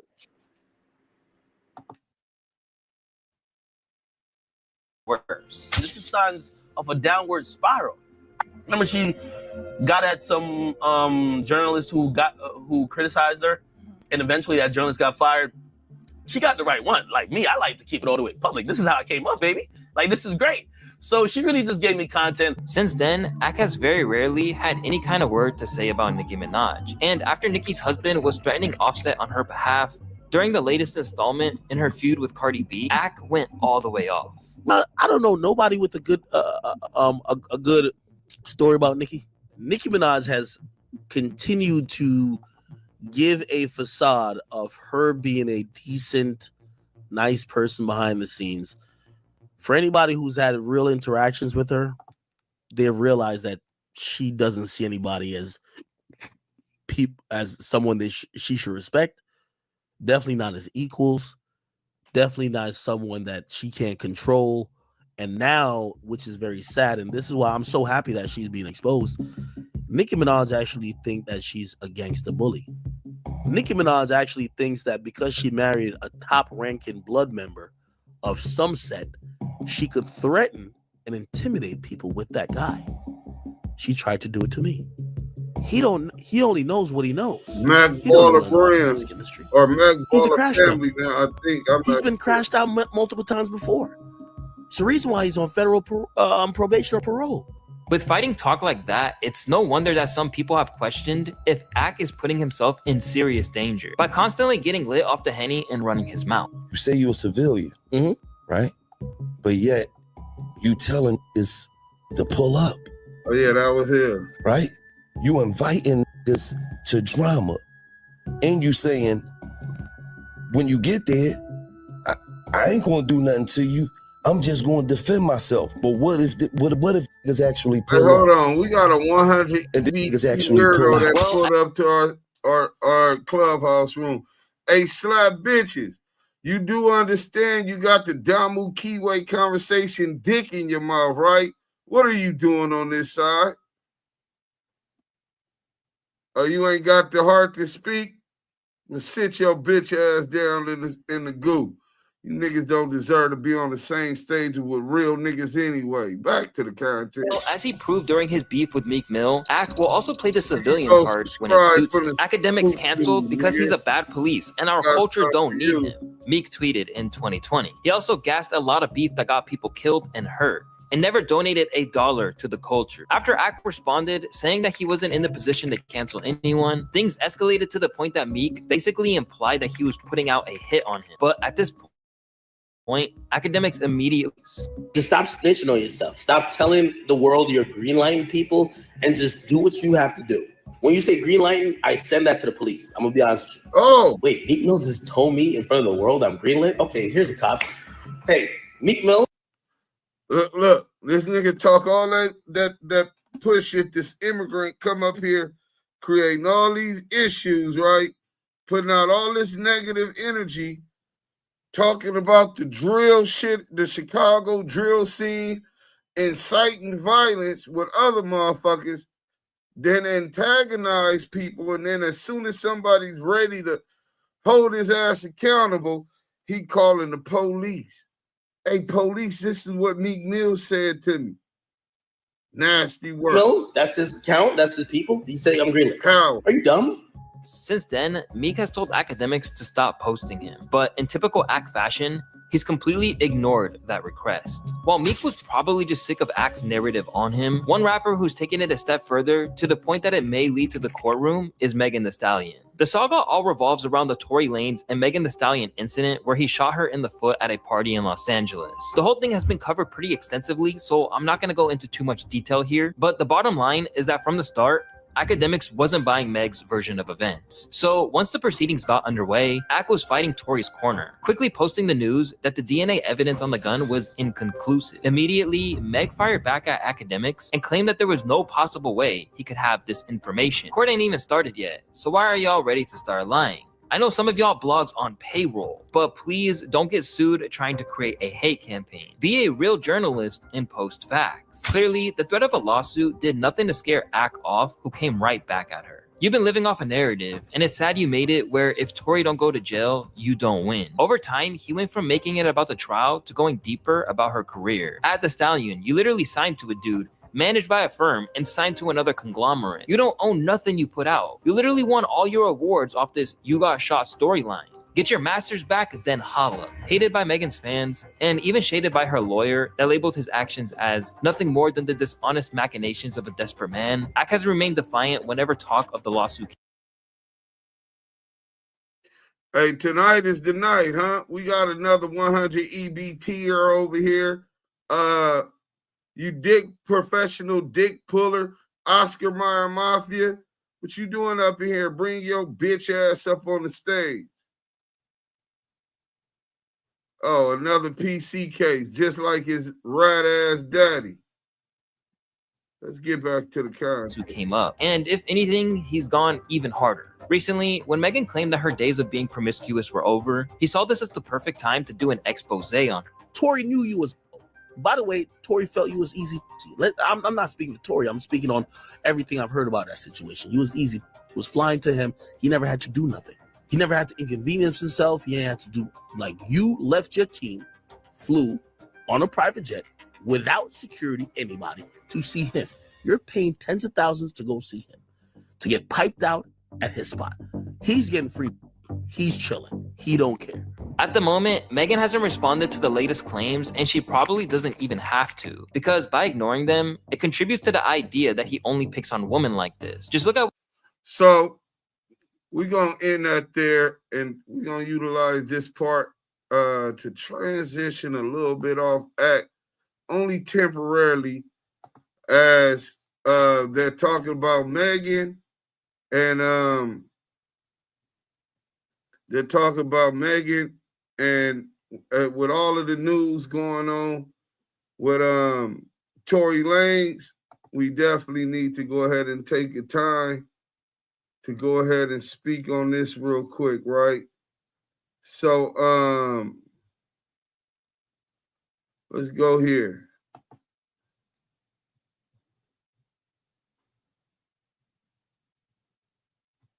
I don't see the link. Oh, here we go. Boom. So, update, quick update. Somebody clip this. Clip this. Hit that like button if y'all just coming in. New evidence presented in Tory Lanez's case. Kelsey's bodyguard has reportedly come forward, claiming that Kelsey was the one who shot Megan Thee Stallion, and says he stayed silent to protect her until now. Oh, this means a habeas corpus writ, 2255 motion for a new trial, admitting citing new evidence that the jurors were not able to consider, that had the jury heard this evidence, they would not have come back with a unanimous verdict of guilty. Tory Lanez, if this is true, and I believe it's true, was protecting Kelsey because he felt she was a real female and he thought that he would be able to get off it. And this bitch Megan, and more than likely Rock Nation, set Tory Lanez up for the fall. Now, we got Tory's attorney saying that they believe that Rock Nation or these same powers were behind him getting stabbed 14 times, 2 punctured lungs, which collapsed on his way to the hospital. Prayers to that brother. He should have never been on the S&Y yard in the first place. Ain't no politics over there. Ain't no way that, see, a lot of people and all of you weird ass niggas on the that's non-affiliates that don't understand the necessity of organization, who's been trained and whipped into submission by the slave master, that to believe anytime you organize with people that look like you and come from your community, that has negative connotations, right? Anytime you have any kind of organization, y'all associated with negativity. But on them general population yards, shit happens anywhere, on the streets, in the penitentiary with a bunch of miserable niggas, drug debts, all kind of shit. But usually, 9 times out of 10, if there was an issue between a black brother on a general population yard and a Mexican, they would address a representative of the Bloods, the Crips, the Bay Area, the Jamal, whoever, right? And let them know and give them the decency and respect to first make that situation right. And then if the blacks didn't handle it and they weren't happy with it, then they gonna do what they gonna do and we gonna do what we gonna do, and vice versa. If there was an issue with a Southsider or a Norteño, we would chop it up with the homies, put the homies up on game, address the Southsider or the Norteño or the Bulldog and their representatives, allow them and give them the respect to handle the situation first. And if they handle it and we ain't happy with what the outcome, it's going to be what it's going to be. But on them S&Y PC yards, they don't have that type of structure. See, structure isn't necessarily a negative thing. And in this case, Tory Lanez's decision to go on a PC yard bit him in the ass. It made him vulnerable. You know what I'm saying? So, this is what they said. Let's listen to this. Y'all couldn't even see it. Hold on. Mr. James informed us There we go. That was the original what you call it. Let's get to this though. He was working as the bodyguard and driver for Miss Kelsey Harris during Mr. Peterson's trial. As such, he was in close proximity and he had privy to conversations she was having with her husband and others. Yeah, we seen her stepping on the glass. Mr. Peterson, I'm sorry, Mr. James informed us he was not under a non-disclosure agreement or a confidentiality agreement and was free to speak with Unite the People, and that he was doing it because his conscience would not let him not speak and leave a man in prison for something he did not do. Mr. James informed Unite the People that he was witness to the conversation Miss Harris had where she stated she had the gun, she fired it 3 times, Mr. Peterson grabbed her arm and knocked it down, and the gun fired 2. Not long ago, Unite the People was approached by a gentleman named Bradley James. Mr. James informed us he was working as the bodyguard and driver for Miss Kelsey Harris during Mr. Peterson's trial. As such, he was in close proximity and he had privy to conversations she was having with her husband and others. Mr. Peterson, I'm sorry, Mr. James informed us he was not under a non-disclosure agreement or a confidentiality agreement and was free to speak with Unite the People, and that he was doing it because his conscience would not let him not speak and leave a man in prison for something he did not do. Mr. James informed Unite the People that he was witness to the conversation Miss Harris had where she stated she had the gun, She fired it 3 times. Mr. Peterson grabbed her arm and knocked it down, and the gun fired 2. Not long ago, Unite the People. In essence, Mr. Peterson never shot anybody, never even touched that gun, never fired the gun. This statement aligns with the statement of the only non-party witness to the case, Mr. Sean Kelly, who at trial testified he saw 2 women fighting, 2 men break up the fight, 1 man grabbed the other one's arm. Gunshots came from the passenger side. Passenger side is where Miss Harris was sitting. This further iterates that Mr. Peterson did not shoot Miss Pete, did not shoot at Miss Pete, or did not assault Miss Pete. It's just another irregularity in a list of irregularities in this case. For example, there were 3 potential suspects in the car that night, and yet the only DNA sample was taken of Mr. Peterson. In essence, Mr. Peterson never shot anybody. So unknown DNA was found on the gun. Why wasn't Miss Harris's DNA taken? Or was it taken and the information simply never given to the defense? Why wasn't the driver of the car, Mr. Jaquan Smith's DNA taken? Or was it taken and again, simply not given to the defense? So unknown DNA was found on the gun. Why wasn't Miss Harris's DNA taken? In this trial, and it's coming out. You know what I'm saying? We got a super chat, y'all. Yes, sir. We got C Rails W with the $5 super chat. My nigga, LOL. Yeah, dudes. Strong. Hey, C Rails W. Man, any and everything that's given to the Damu Kiwe Conversations team is highly appreciated. Blessings to you, your family, and your tribe. All right, let's get to this one real quick because we ain't finished with Traplore Traplore Ross. Yeah. Not only did Traplore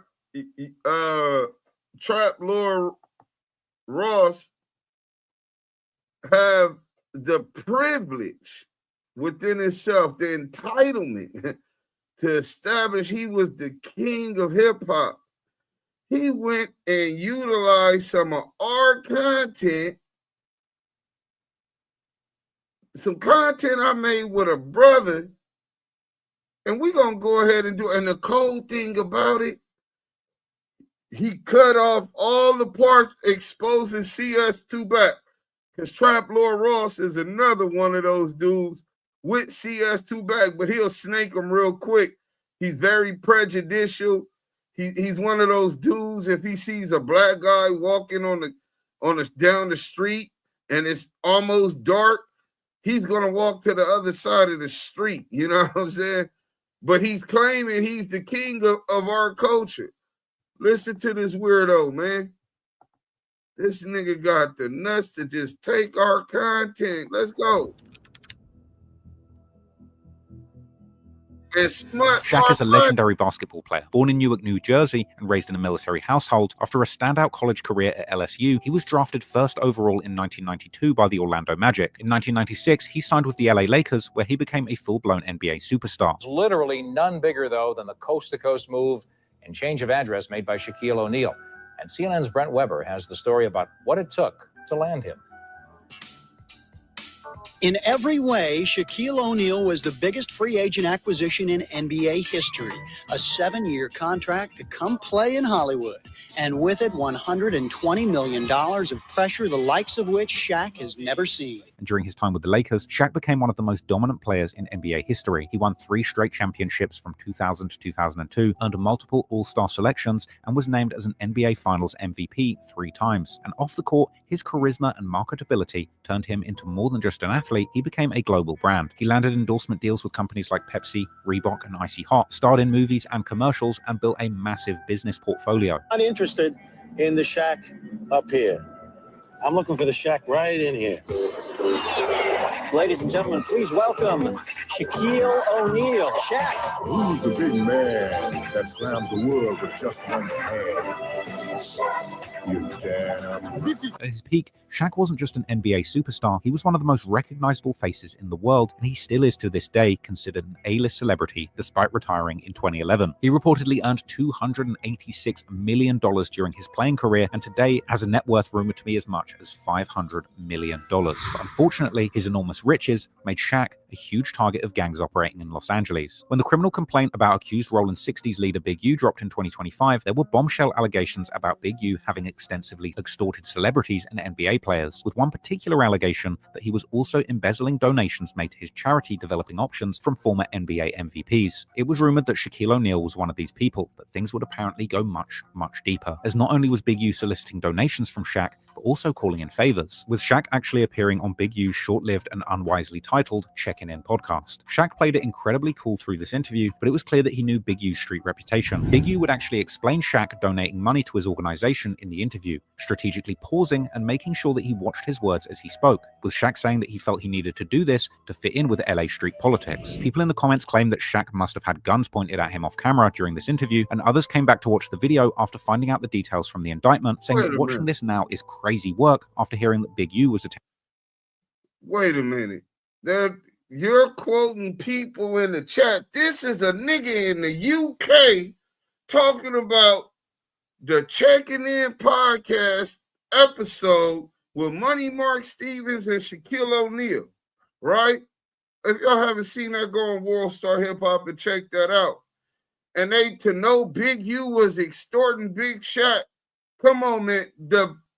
They asked Shaquille O'Neal, was he the feds?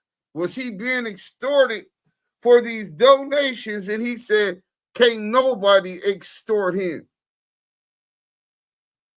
Can't nobody extort him. Anything that he gave was out of the kindness of his heart because he believed in the cause.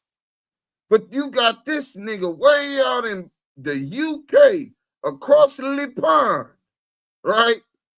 Talking about Big U. They believed that he was extorting Shaquille O'Neal, that Big U was extorting Shaquille O'Neal, and then he gets the citing comments from other people so distant from the situation who are obviously ignorant to the facts of the indictment.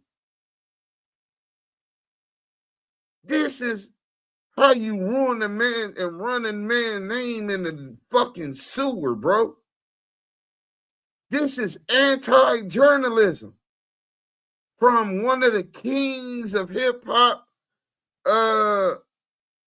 podcasting, Traplore Ross. So let's go. Was attempting to extort Shaq. Another suggested that Shaq might have been used to directly fund the criminal enterprise. However, Shaq's Big U connection was allegedly only the tip of the iceberg when it came to being pressured by LA's gangs. One story circulated that Shaq had actually had a serious problem with the LA Crip gangs during a time when he... Hey, eat ass. I see you came back. Are you coming out your shell or are you still over there dick pulling? You know where you at? You a little bit far from home, Dorothy.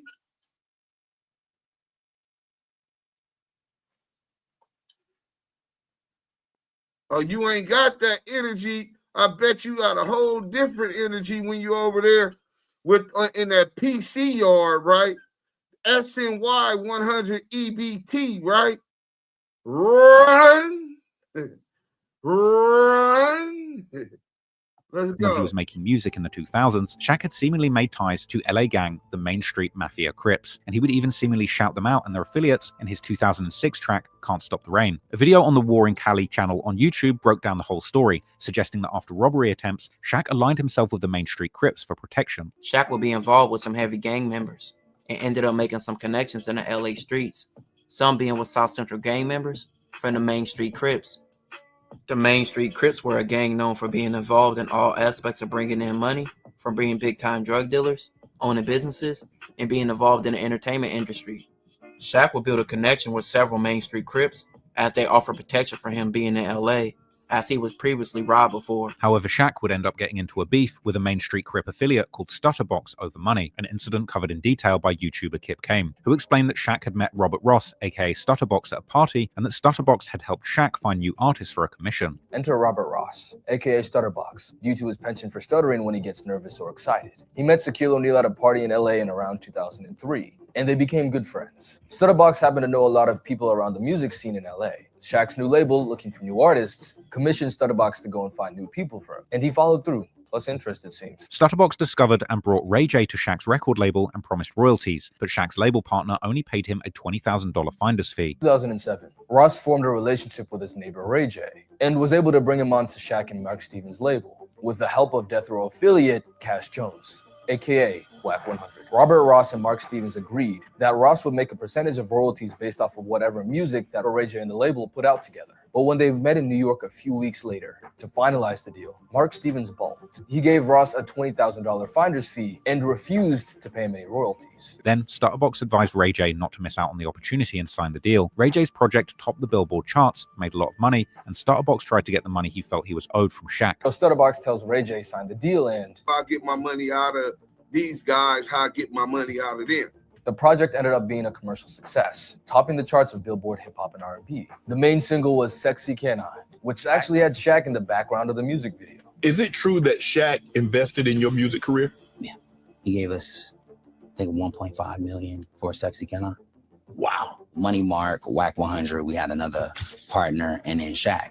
And we recouped the number back for Shaq in, I don't know, 5 months, 6 months.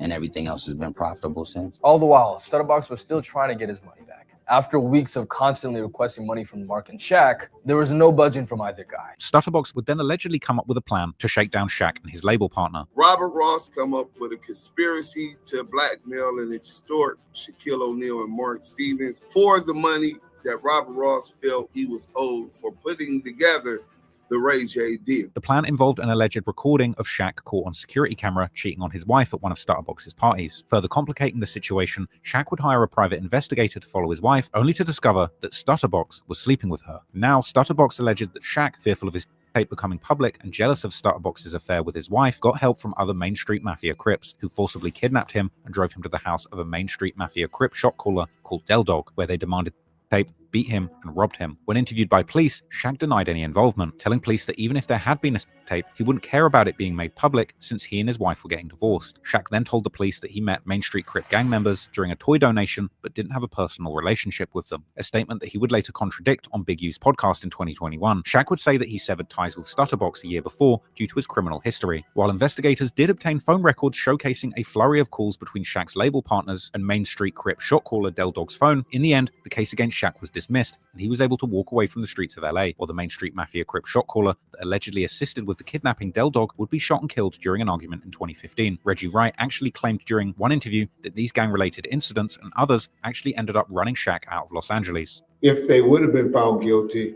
they was eventually going to go after Shaq. And so that's why Shaq.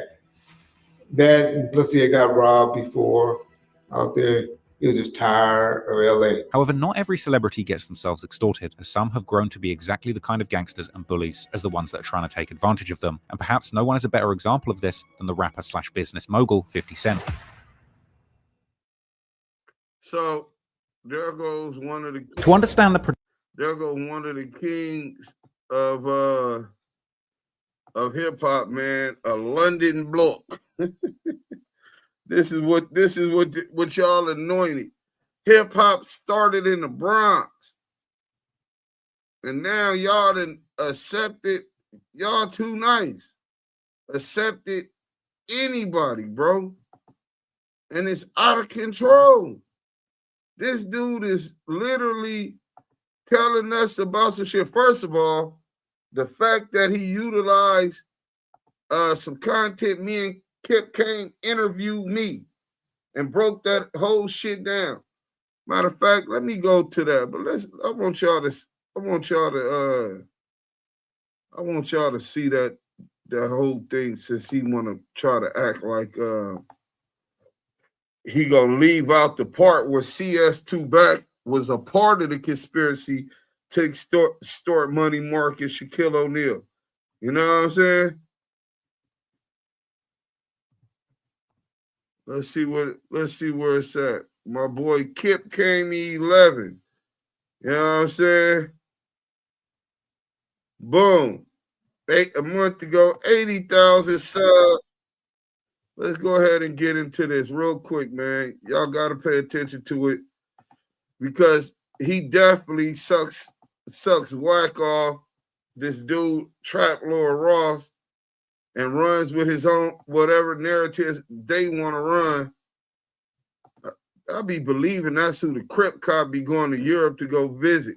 10th, 2008. A man by the name of Robert Ross went into a convenience store in West Hollywood. He was then kidnapped at gunpoint and was forced to drive to a home in South Central Los Angeles, in the territory of the Main Street Mafia Crips. There, he was beaten, robbed, and demanded to return Shaquille O'Neal's sex tape. Stay tuned. Fact. Let's turn back the clock. The year is 1992, and Shaquille O'Neal roared his way from LSU all the way to the NBA, where he became synonymous with both power and finesse. Quickly, he became one of the league's most dominant players, and one of the US's most popular celebrities. As a literal larger-than-life figure, Shaq also dominated off the court, starring in movies, Pepsi commercials, racing video game and magazine covers, making wrestling appearances, and topping the charts with one of his most dear passions, rapping, spitting on the mic. Along names such as the notorious B.I.G., Nas, and Jay-Z, the big Aristotle showed us chops on the mic, even featuring on a Michael Jackson single. Yeah, seriously.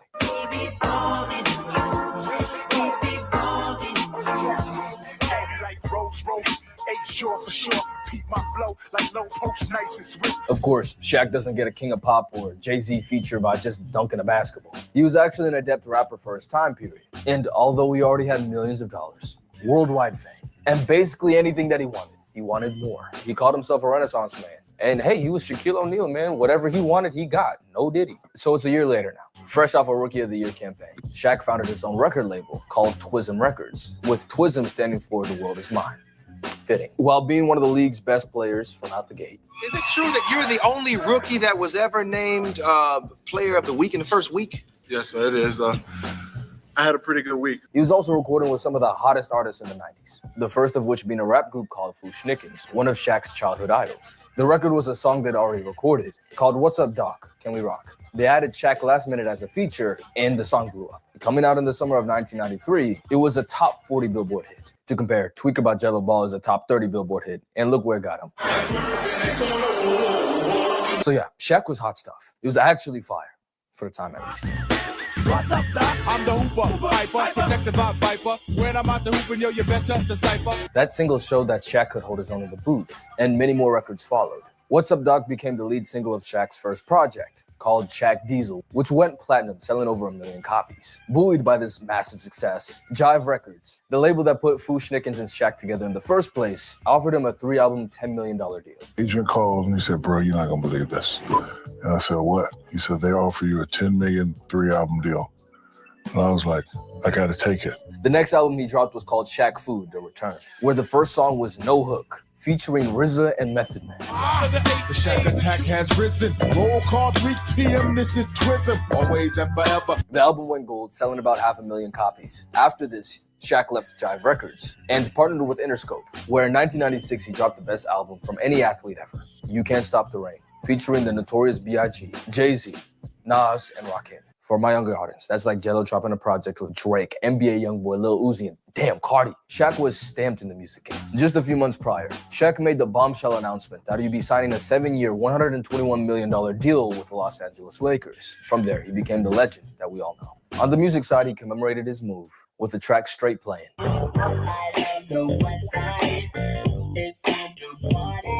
symbolizing the arrival of Shaq Diesel on the West Coast. Now, comparatively speaking, You Can't Stop the Rain didn't do that well, selling 200,000 copies. Shaq did one more album partnering with A&M Records in 1998, which featured Kobe Bryant in a song called 3 Times Dope. However, Kobe wasn't credited because of label issues or something like that. But it's out there. I'll play a snippet right now. I reach destinations with split-second acceleration. In a capsule of time to witness your own evaporation. When Phil Jackson came into the picture, Shaq let rapping take a back seat. And during the 3-peat run in LA, he didn't release anything, recording one album called Shaquille O'Neal Presents the Super Friends Volume 1, which never released. He dropped one last track called Drop Another Day number 34, which started a beef with a rapper called Mad Skills. And after that, he never dropped a full rap project again. The year is now 2004, and the Los Angeles Lakers are losing their groove. They lost their first NBA Finals in the Kobe and Shaq era, and while their status was nothing but solidified, Shaq's time in LA was almost up. Around this time, Shaq created a new label with his cousin Money Mark Stevens, a shrewd businessman who he regularly consulted with while he had Twism Records, which went under in 2001. This time, Shaq was looking to be the executive rather than the talent, and was looking for artists to partner with for his label. Now, enter Robert Ross, aka Stutterbox, due to his penchant for stuttering when he gets nervous or excited. He met Shaquille O'Neal at a party in LA in around 2003, and they became good friends. Stutterbox happened to know a lot of people around the music scene in LA. Shaq's new label, looking for new artists, commissioned Stutterbox to go and find new people for him, and he followed through. Plus interest, it seems. Enough to where Shaq shouted him out in a 2006 remix of his song with a Notorious B.I.G. That's not all he shouted out, though. In fact, he had a lot of guys in a set to rap. Man, Money Marcus Bullet, Cousin Kenny is my cat, man. Dog and Box got my back, man. K Slade, Corey Guns, Main Street, Lil Shaq, man. So, who are these guys? And what's Main Street? Well, see, Robert Ross was affiliated with the Main Street Mafia Crips of South Central LA. This is where stuff gets sticky. While I've lived in South Central LA before, I have not had a singular gang interaction. Like, the closest I got, I went to a basketball court alone on the weekend, broad daylight. It's the middle of the day on a weekend, and there's no kids, no one around. I'm wondering what's going on. I see some gang tags, I put it together, and I get up out of there. I turn on the jets. I am not about that life. So I brought in someone who is. Lamonte Duse M Sims is an OG coming from the Fruittown Brims, a set of the Bloods in West South Central. He's worked with guys like YG and Ty Dolla $ign before, and featured on the viral Brim anthem, Hit Yo Brimmin'. He's also the owner of the media outlet Active Chucks, where he's interviewed major LA players like Suge Knight, as well as our main men Robert Ross and Money Mark Stevens. Stutterbox is the nexus to this whole investigation. In late 2007, Ross formed a relationship with his neighbor Ray J, and was able to bring him onto Shaq and Mark Stevens' label, with the help of Death Row affiliate Cash Jones, aka WACK100. That'll be important later. During the initial negotiations, Robert Ross and Mark Stevens agreed that Ross would make a percentage of royalties based off of whatever music that Ray J and the label put out together. But when they met in New York a few weeks later to finalize the deal, Mark Stevens balked. He gave Ross a $20,000 finder's fee and refused to pay him any royalties. Now, mind you, Robert Ross is a real fancy, flashy dude. He's driving around Los Angeles at this point in Rolls Royces and Phantoms. He's really heavily and wealthy man. I think he had did a fraud, allegedly, and acquired about $7-8 million in a fraud scam that he had going on. So he's a street millionaire. So naturally, Stutterbox wasn't going for it. And neither was Ray J, actually. He refused to sign the deal until Stutterbox got his pay. But the facilitator in New York, Koch Records, were going to nix the deal if he didn't sign soon. So Stutterbox tells Ray J sign the deal, and I get my money out of these guys, how I get my money out of them. The project ended up being a commercial success, topping the charts of Billboard Hip Hop and R&B. The main single was Sexy Can I, which actually had Shaq in the background of the music video. Is it true that Shaq invested in your music career? Yeah. He gave us, I think, 1.5 million for Sexy Can I. Wow. Money Mark, WACK100, we had another partner, and then Shaq. And we recouped the number back for Shaq in, I don't know, 5 months, 6 months. And everything else has been profitable since. All the while, Stutterbox was still trying to get his money back. After weeks of constantly requesting money from Mark and Shaq, there was no budging from either guy. So Robert Ross and Cash Jones come up with a conspiracy to blackmail and extort Shaquille O'Neal and Mark Stevens for the money that Robert Ross felt he was owed for putting together the Ray J deal.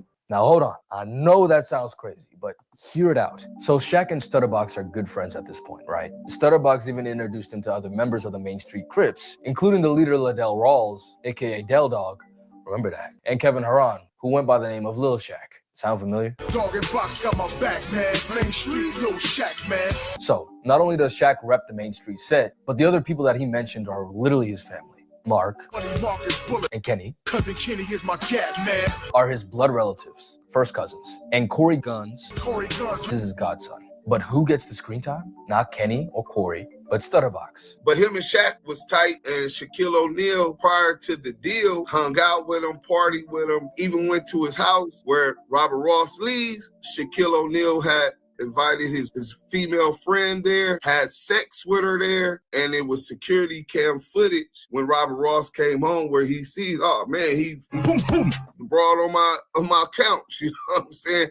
Shoved his hands all in her ass and all of this stuff. So yeah, Stutterbox, Robert Ross, came home to a security cam footage and saw Shaq. Yeah. So anyway, that's leverage. This happened around July 2007, before Shaquille divorced his wife, Shawnee. That's infidelity from a global superstar in the 2000s. TMZ would literally be slobbering. TMZ was going to slobber all over that. So through Cash Jones, WACK100, Ross claimed to have recorded and saved the footage and insinuated that he could sell it to TMZ. Through Cash Jones. Y'all see that? That's the part Traplore Ross left out. Why would he leave that key part of information out if he was talking about that thing? Other than Traplore Ross is compromised. Traplore Ross did not want Cash Jones to be implicated in the extortion and blackmail of Shaquille O'Neal and Money Mark Stevens. But there you can see it in the paperwork. Cash Jones told him, this is what Mark Stevens told the police. Thank you, baby. Cash Jones told him that to Money Mark Stevens, that Ross had a videotape of Shaq having sex with a woman, not his wife, at Ross's home, and that Ross could take the tape to TMZ and get, hey, Stutterbox could take that tape to TMZ and get a lot of money. This is what he said. An overt act in furtherance of the conspiracy to extort and blackmail Shaquille O'Neal and Money Mark Stevens. And this is what Stevens said, received a call from Cash Jones telling him. But Traplore Ross left that out. I wonder why. Hashtag compromise. Make a lot of money. Additionally, get this. Now, Robert Ross, another story plot twist, seeing that Shaquille O'Neal and Shawnee O'Neal were having a rocky relationship. As the story goes, he allegedly played in to be a counselor, and it is rumored began to have sex with Shawnee O'Neal. I don't know if that's true or not. Like I said, Robert Ross lies about a lot, but it's been consistent. Even a lot of the police officers in their reports were citing that this allegation might have possibly been true. Shaquille O'Neal hired a private investigator to follow his ex-wife. She follows his ex-wife and brings back footage of Robert Ross and Shawnee O'Neal having brunch together out in, they met halfway and met in Texas or somewhere down south back east. During this time, apparently Robert Ross told Shawnee O'Neal about the sex tape and even offered to sell it to her. She also said she didn't believe there was a sex tape because he was a liar and he never slept with her. So anyways, regardless of all of what happened previously, I think we can all agree here that Robert Ross is moving hella shiesty. I mean, he did say he was going to get it back his way. I mean, he's a street millionaire. What do you expect? But here's where he messed up. He messed with Shaq Diesel. And no glaze. One thing Shaq didn't play about back then was leaks. During Kobe Bryant's deposition in his 2004 Colorado case, he name-dropped Shaq to the people who were interviewing him, claiming that Shaq would not pay his woman to say anything, and that he's already paid up to $1 million for stuff like this. Now, listen, I'm not gonna choose a side for you guys, but the alleged victim, 3 days before she charged Kobe, bragged about being with him to 5 people. She'd apparently tried to get with Eminem, and her friend described her as having a celebrity addiction. At least from Kobe's point of view, this was just infidelity. And when Shaq did it, he married Shawnee in 2002, he made sure to cover his tracks. Now here goes one of his business partners, who, by the way, had a track of criminal activity, and Shaq was claiming to want to reform him, but he'd also been dropping Shaq's name to police officers. So this is the guy who's trying to throw all of that now down the drain. Shaq wasn't going. Enter Del Dog, the leader of the Main Street Mafia Crips, and one of the most famous men of South Central LA. You had to hear about Del Dog. He was like God. Christened the Street Apostle, Del Dog was the founder of 4 Life Records and the 4 Life Mafia Car Club, the latter of which became the predecessor for an entire car subculture in Japan. He was also tight with Steve Harvey and Ice Cube, both of whom starred in a documentary funded by Shaquille O'Neal. Seen as nearly a biblical figure in his hood, he organized toy and food drives every Thanksgiving, Christmas, and summer, with Shaq even pulling up sometimes. Additionally, he was a devout follower of Christ in his later years, of which he did his best to spread the good word around his hood. Like one of his members said, "We was crippin' for the street, now we crippin' for Christ." But like every person in power, there are two sides to the coin. He's like a legend in Los Angeles. Some people even call him the king of Los Angeles. If you listen to most people, he was like a ghetto Robin Hood, right? Necessary evils. Necessary evils. Lord, I cannot kill all these niggas hating on me, man. That's what I said to God.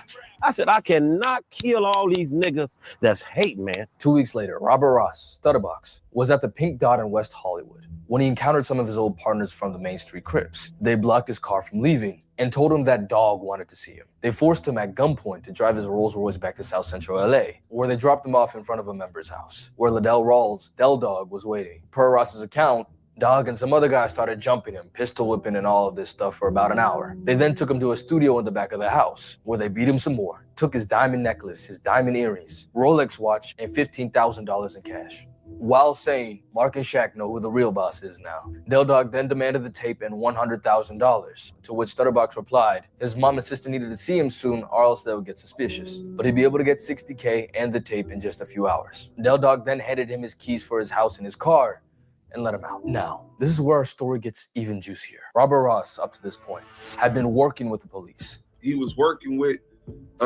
Detective Darren Dupree and Greg Caden, which was a joint task force. They were both LAPD officers, primarily focused on the Tupac and Biggie murder investigation. Whoa, hold on, huh? Wait, why? Why? Well, Robert Ross Stutterbox was also a suspect in the unaliving of Biggie Smalls, the notorious B.I.G., Christopher Wallace. Well, they had informants saying that the police did it, and the hitman name was Amir Muhammad. Well, Stutterbox went by the alias. Robert Ross went by the alias. And to top it all off, the Main Street Crips are already under federal investigation. I'm talking about home invasions, drug dealings. The FBI, ATF, DEA already has federal wiretaps going on. Which is why this crime was able to be so fleshed out in the first place. They'd already had wiretaps placed on the Main Street Crips. Man. Listen, we talking about Biggie and Tupac on an NBA channel. Bro, like and subscribe, man. Who's really doing this? Back to box. He leaves, jumps in his Rolls Royce. He calls his handler, Darren Dupree, and Darren Dupree tells him to walk and report the kidnapping and robbery at the local police station, which he did. Now, Robert Ross's informant situation and motives are still murky, but what is known is that instead of going home and receiving the tape and the $60,000, he went to the LAPD 77th Division station, beaten and bloodied, and told the officers about what had just happened, and implicated Liddell Rawls, Shaquille O'Neal, and Mark Stevens. Now, was there any evidence other than hearsay to prove that Shaq and Mark Stevens put a hit out on Robert Ross? No, not really. But remember the wiretaps. The LAPD found that around the time that Robert Ross was kidnapped, a flurry of calls was exchanged between Mark Stevens and Liddell Rawls. Now, I just finished up The Wire season 1, and bro, when I read that, I said, bro, literally bar for bar, man, I was shocked. So, there's strong evidence that Money Mark called Del Dog to handle Stutterbox, something Greg Kading, the officer that worked with Stutterbox and the handler of the Tupac and Biggie cases, also corroborated. Shaq's like, man, this clown's trying to extort money from me, blah, blah, blah. He tells Mark. Well, Mark reaches out to Del Dog and says, man, you gotta swear your guy away. Can you deal with Stutterbox? Tell him to knock this shit off. So Del Dog and the Main Street Crips go and they discipline and threaten Stutterbox. But Ross didn't press charges right away. Sometime after the kidnapping, he was incarcerated again, which led to a delay for almost 3 years. Then in the summer of 2011, he officially filed a civil complaint accusing Shaq, Mark Stevens, Del Dog, and 7 other Main Street Crip members of kidnapping, assault and battery, and robbery. From there, the case was picked up from all the major news outlets, with bombastic headlines like Shaq Attack and the like. But then, after the preliminary hearing, the case was inexplicably dropped. Why? Well, apparently, Robert Ross perjured himself in court. He lied on the stand. WACK100, his former partner, and in on that first Ray J deal, claims to know why. To help a certain individual out, I called my attorney, had the attorney put Greg Canes and Mark Stevens together. They put that together to ask Box on stand if you're gonna pull the paperwork. Have you ever been a confidential informant to work for the LAPD, FBI as a known snitch? He lied on the oath and said no. Greg Caden takes a stance, provides a document that this dude is in fact one of our informants, that. At that point, the judge looks at it. He perjured himself. Therefore, any allegations or any claims he's bringing on anybody is non and void. They dropped the charges on these 7 Crips and let them go. So in a sense, this power roof freed the Crips. Now, time for another plot twist. WACK100 was also allegedly an FBI informant at the time, but this time for Death Row Records in regarding the Biggie Smalls case. What's going on, bro? Lamonte, who's actually got beef right now with WACK100, broke it down for me. Buckle up. So, for context, after the death of Biggie Smalls, there were allegations that the LAPD was involved in the murder. And not only that, but they hid their involvement in the preceding trials. Biggie's family then filed a wrongful death lawsuit against the LAPD in the city of LA, demanding over $400 million. Detective Greg Caden, he helped federalize that Main Street case, but that wasn't his case. He's running the Biggie murder investigation and the Tupac Death Row Suge stuff. So that's his priority. There's a $400 million lawsuit against the LAPD and the city of Los Angeles, which would have bankrupt Greg Caden and Darren Dupree. The task force was created to bring up a different theory that didn't implicate any police officers in participating or assisting in the unaliving of Biggie Smalls, the notorious Big. That's his only focus, to bring up a theory so that they could get off this $400 million lawsuit. If Detective Coet would have spoke up on the stand, or Detective Fournier, they could have asked them about everybody who was on this investigation, including the informant. Informants being confidential source 2 back. Now, who is CS2 back? Well, according to Lamonte's findings, that is WACK100 Cash Jones, who's listed in the investigations while Del Dog was speaking with Mark Stevens. Through Mark Stevens, who is now Cash Jones's employer at Deja 34 Records thanks to the Ray J deal, he wanted to convey the information that Stutterbox had gone sour. Del Dog declines. The police investigation referred to him as CS2, confidential source 2, and Mark Stevens confirmed his identity later on. The priority being the case of the notorious B.I.G. and Jones's ability to be able to point out the culprit as being Wardell Fowles, aka Poochie, as a plausible story. If the police officers working on the Stutterbox case were to testify, they were liable to exposing Cash Jones's relationship with the police due to him being involved tangentially, and thus rupturing the relationship needed to have a working theory to save the city of LA and the LAPD $400 million. So they left their lower-ranking informant out to dry, and the case was dropped. But hey, that's just a theory, a gang theory. That was poor. That was poor. Thanks for watching. My bad. The LAPD, by the way, had already designated Ross as an undesirable informant due to having a personal vendetta against other gang members and allegedly bragging about paying cops. Stutterbox is a really interesting character. Stutterbox was on wiretap exposing that he was paying cops, that he had a cop in his pocket.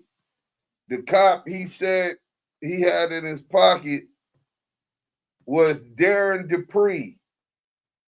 Darren Dupree. Y'all remember that. That's one of the reasons why the alleged victim of a kidnap, robbery, and assault ends up in prison for a gun case, even though he was cooperating with them on a bigger case involving allegations against Shaquille O'Neal. But that's enough of that. Traplore Ross was on bullshit. Let's go to this real quick. We finna finish cooking him. We'll get into part 2 tomorrow on Vlad, Adam 16, and Poetik Flakko. So let's go here. Traplore Ross. This is what we do. We heard his outstanding music earlier. Is a British internet personality and content creator known for his detailed video essays and analysis about hip-hop and rap history and culture. This dude is known for his hip-hop and rap history and culture. Damn. that journalistic work that y'all just seen I put together with Kip Kamey that this nigga using, that's the, hey, bro, that's the definition of a parasite, bro. You're known about your analysis about hip-hop and rap history and culture, but all you did was went on the internet and seen some work that me and Kip Kamey did. He interviewed me to learn more about this whole Main Street, Shaquille O'Neal, Main Street, Tupac Biggie murder investigation. So this dude, way out in the UK, he might live in the United States now. He's a fucking immigrant, right? And he comes over here, and just like a parasite, he leeches off the content that we put together, in facts we put together, and spins it for whatever narrative he was seeking to achieve. Genres, music, journalism, cultural commentary. This is nasty work, man. So, first serial killer, which was removed but later reinstated by YouTube. He also delves into the evolution of hip-hop culture and the intricate relationship between rap music and broader societal issues. Why do you even care about broader societal issues? Where does it say you have any kind of charity that you build with the kids? These the type of niggas y'all let into our culture, bro. These the type of people y'all give a voice to. This shit is disrespectful, bro. Stop letting people exploit y'all, man. Exploit our culture. Then when you look at what type of person he is, look at this, bro. This shit got me sad now. I'm really depressed about this bullshit. Shout out my boy Stan on the media. Traplore Ross tells Vlad why he thinks WACK100 was trying to extort him with the Nipsey sex tape. So we're going to get into this, and after we break this down, we'll be bringing it to a close. Hit that like button if y'all just came in. Stand on the media, my brother.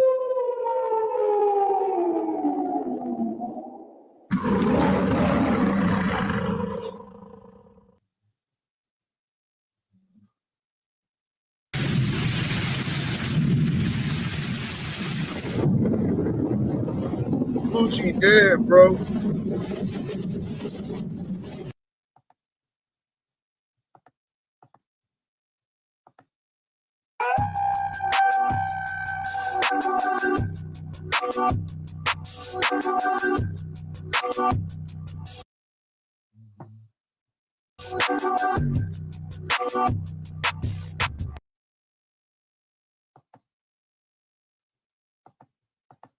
Damn. Harry Potter. Yeah, he looked like Harry Potter.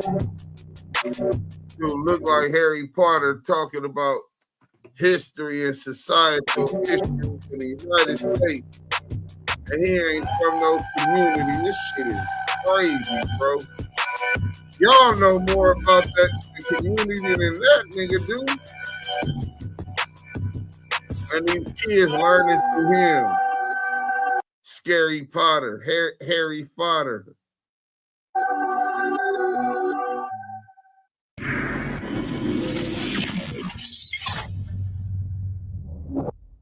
Well, yeah, you gave me a call. Yeah. After this conversation.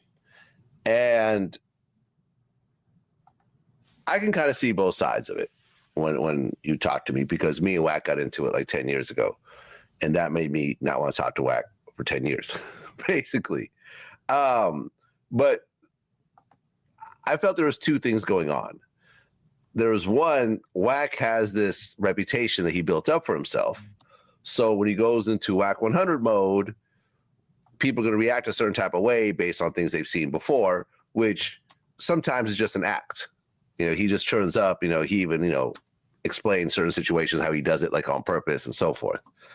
And there's also a lot of stuff on WACK, which you were telling me on the phone call that I know just weren't true, you know, and I got to explain it to him, you know, when we talk later on, it's just like, okay, this is a guy from the UK. He's not really around everyone the way the rest of us are, like living in LA and being around the people and really knowing what really happened versus sort of what's on the internet. Because if you look on Reddit, there's all types of insane conspiracy theories about people. There's insane conspiracy theories about me. You know what I'm saying? Yeah. Allegedly, my mom is tied to the KGB and all this other type of weird stuff, which just isn't true. So you and I talked, and I'm like, okay, do you want me to give him a call? Well, let me see what I could do. And you're like, sure, go ahead and give him a call. Right? Well, so rewind. Let's start from the beginning, because I'll tell you what happened. And I feel like maybe there was some things in that first conversation that me and him had that just didn't come up, but like we'll add a lot of context to the conversation. But what you just said is a very good point, because it's like, if you Google WACK100 extortion, a lot of things come up. Right. And I said that to him on the phone, and that upset him. But a lot of the stuff isn't true. Well, this is the thing. Some of the stuff you're mentioning to me, I'm like, no, that didn't happen. Well, like, I know all the people you're... This dude says, so when I got Google WACK100 extortion, a bunch of things come up. So off the top, his mind, this is what he does with his content. He Googles some shit off the internet. The internet is not real, bro. This is not reality. This shit is crazy, bro. But this is where he get his content. Now you got Vladimir, the red agent, schooling this nigga like, bro, the shit you citing ain't even true. It's crazy, bro. People you're talking about right now, like literally I know them and I can make phone calls. But y'all know how I feel about CS2 Black, right? Why would I even take his position in support of him and Vladimir at this nigga just assuming that he's finna be extorted, that this whole play is extortion. I told y'all, if y'all walking past the street and dust gets to settling, he finna cross that other street. He see somebody melanated. That nigga prejudice is a motherfucker. And he thinks it cool. The king of hip-hop content. That's what he self-proclaimed. One of the kings of hip-hop content. Nasty work. And talk to either them or their direct management, and it just isn't true. Well, this is the thing. These details of the conversation I probably did tell you, but it's like I didn't say them publicly. But then WACK did, after this all, the dust settled on all this, WACK did jumped on Akademiks' stream and basically just shared the whole conversation, which is totally fine. Yeah. But I'll recap that, and I'll give the world an understanding of why I felt like I was in the midst of a WACK100 extortion plot, which later I understand was not. Hold on, we at 3:39. This shit ain't doing the what you call it. Let me reset it. We can go back to 3:39. Maybe that'll make it flow a little bit. I understand was not. So after the pressing on No Jumper, I basically copped a plea with WACK. I messaged WACK and said, hey, WACK, like, look, you know, sleeps in a treehouse. It was no disrespect. I didn't mean to, you know, it was wrong of me to message Adam with that sawdust stuff. I wasn't trying to put you in it. It really all came across wrong. And like, I look up to you. You're an OG of the game. You're legendary. I've been reading about you for years. Like, I really want to be on your good side. Let's have a good relationship. And he was kind of like, yeah, no, we good. Like, you know, the way he put it was like, if you see something crazy about me, send it to me first. Yeah, you could actually said it to both of them at the same time, and there would have been no issues whatsoever, right? I felt like, just to be completely honest, looking back, yeah, I probably could have sent it to WACK first. Admittedly, WACK was on the phone on No Jumper Live, and also I didn't feel like I had a good enough relationship with WACK.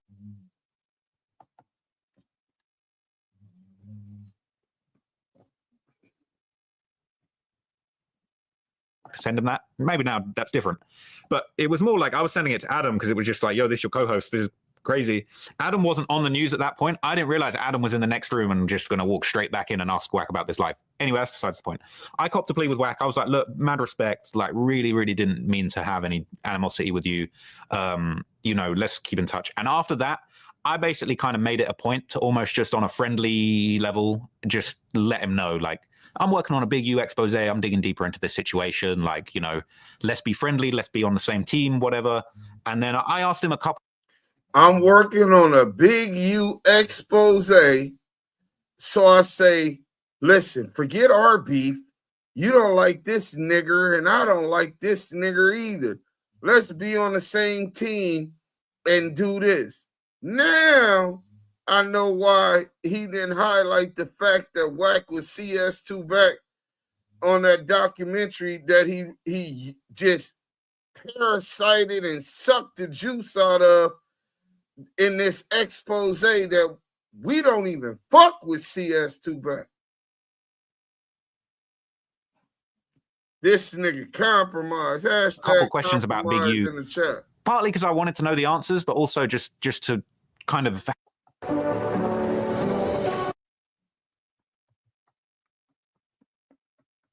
have a reason to maintain this relationship and just keep him tapped into what I was doing. So this is the interesting info. There is a $1 million worth of game interview that stars both Big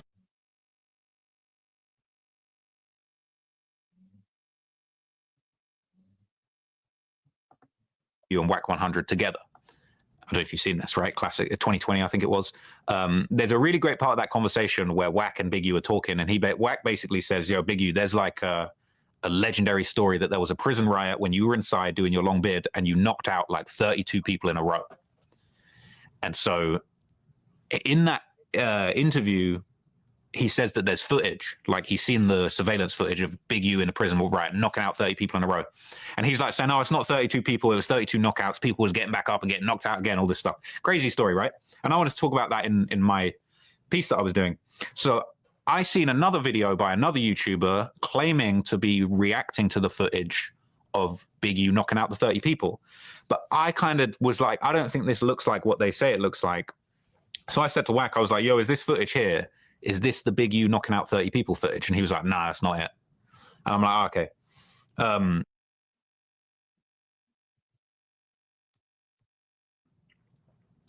And then we went back and forth just about random stuff. I think I was just asking him like, I mean, I could even pull up the conversation, but I was just asking him like, just little prison details about Big U, basically.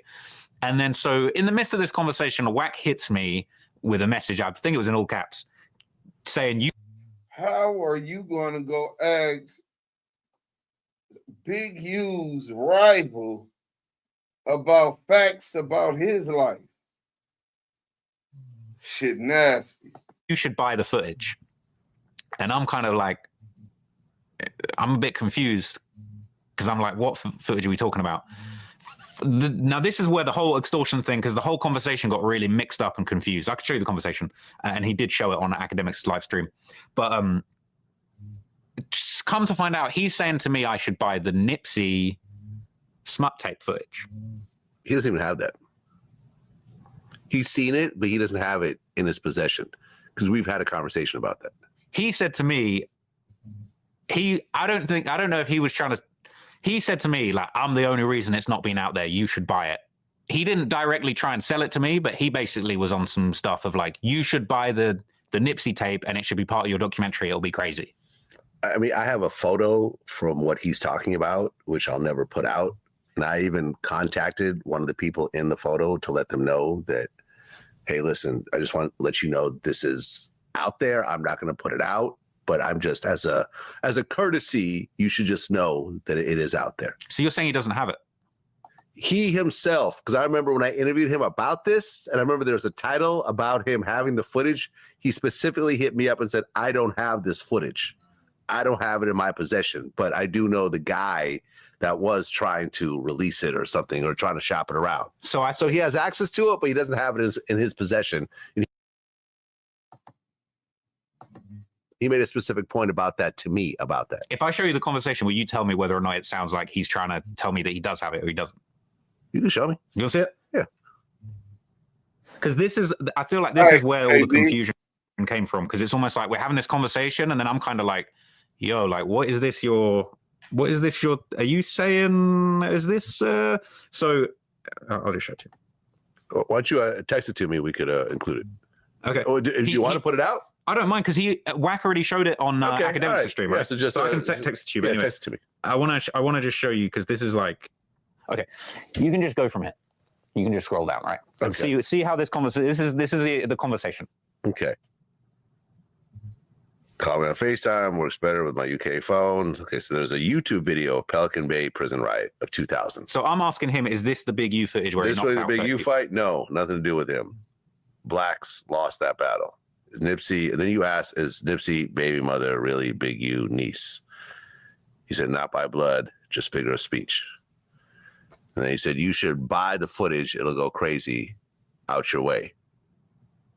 So he's talking about the prison riot footage. See, this is the thing. So I'm confused now. I'm like, are we talking about the prison riot footage, or are we talking about the S tape? Okay, but isn't this video, this YouTube video, the footage of the prison riot? Yes. So why would you buy it if it's already out? Well, no, because that's not actually the right one. So there's some other YouTuber that thinks that's the Big U fight, but it turns out it's not. Okay. So you said, so you said you should buy the footage, it'll go crazy out your way. You said you think it's still around? That was like 25 years ago or something, I'm still thinking we're talking about the prison fight footage, right? Because I probably would have bought the prison fight footage, but I definitely ain't trying to buy no smut tape. Well, I don't see a mention of the Nipsey thing anywhere here. Well, this is why the conversation kind of got confused. He just changed, you're saying he changed topics to talk about the Nipsey situation? Well, this is the thing. I'm thinking we're talking about a fight tape. Okay. And then suddenly it's like, I'm backtracking thinking, wait, we're talking about the Nipsey sex. Right. So you said you think it's still around. That was like 25 years ago or something, right? And he said, I'm the only one that has access to it. So he didn't say he has it. He has access to it. Like I said, see, consistent. I'm the reason it hasn't come out. So I think he was saying he even gave the guy some money to like not put it out. I think he mentioned that on my interview. But here's where we're getting confused, right? He says from 2019, right before he died. So this is the thing. So now when he says that, when it's 2019, right before he died, now I'm realizing, he's talking about the sex tape. He's not talking about the fight tape. Right. You go, man, that's crazy. That seems too deep, though. I'm usually just messing with public sources. He said text messages and consent to record is given by Nip on the recording. So now I'm like, okay, we're definitely talking about the S tape now. But you're talking about the Nipsey fight? No, not the fight. Okay. So now I'm like, okay, we're talking about the S tape, but I don't want it. I don't want to buy the S tape. You said fight tape or sex tape? No, okay. So, but what you're missing there is that he then sends me a screenshot of someone saying they got dirt on me. So I was trying to figure out what this is. So I deposited a new message. Hey, what's up? I got a little dirt on a trap, LA Ross. So give me a call back. So this is the moment I'm like, whoa, hang on. He's saying he got dirt on me now. I didn't want to buy the tape. So bear in mind, like you said, I probably overreacted and got spooked because I'm not used to dealing. Oh, Traplore Ross. Okay, yeah. You go. Hey, what's up? Okay, so it's a voice message and it's. I guess, yeah. But he's sending me this anonymous thing saying someone's got dirt on me, and I've just said I don't want to buy this tape. He does this to everyone with actually a positive mind state. Hey, so, for example, there's multiple times that like he hit me up. He's like, "Hey, I heard that the feds raided your offices," and I'm like, "No."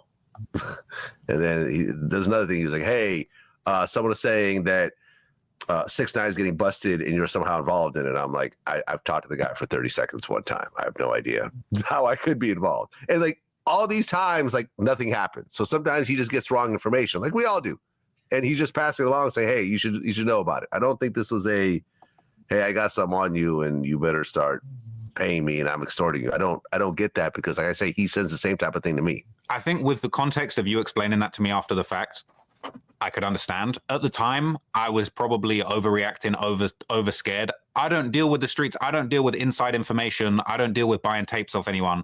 So I probably overreacted because I started thinking, because I didn't want to buy the tape, he's trying to sell me or extort me on my own tape. And then I'm Googling WACK100 sex tape extortion and there's a bunch of results. And so I'm getting too spooked, basically. Yeah, because there was like, and I haven't talked to him about this. I guess some people thought that WACK was extorting Kanye over the Kim K sex tape, but that's not what happened. From what I understand, he actually got a copy of it and just gave it to Kanye. Because the thing about WACK is WACK used to be crazy.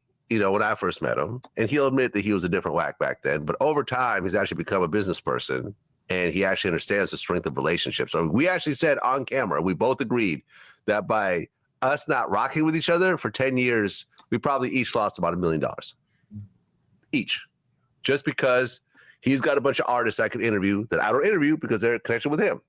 You know, I remember Ray J wanted to do an interview, and I'm like, "You still rocking with Wack?" He's like, "Yeah, well, I can't do it." Like, it was like shit like that. Man, Vladimir, we don't believe you, Agent Red. This is Red off of what was that show? Blacklist, nigga. This nigga. But basically, Traplore Ross is Wack is trying to sell him the alleged Nipsey sex tape, and then through third party, you know, he's always trying to middleman something, right? And he doesn't even have the tape, but even trying to middleman something, the white boy the Brit automatically suggests that Wack was trying to extort him, bro. This is who y'all are allowing in hip hop culture. You propose selling a video, and y'all know, I know what's up with this bitch ass nigga.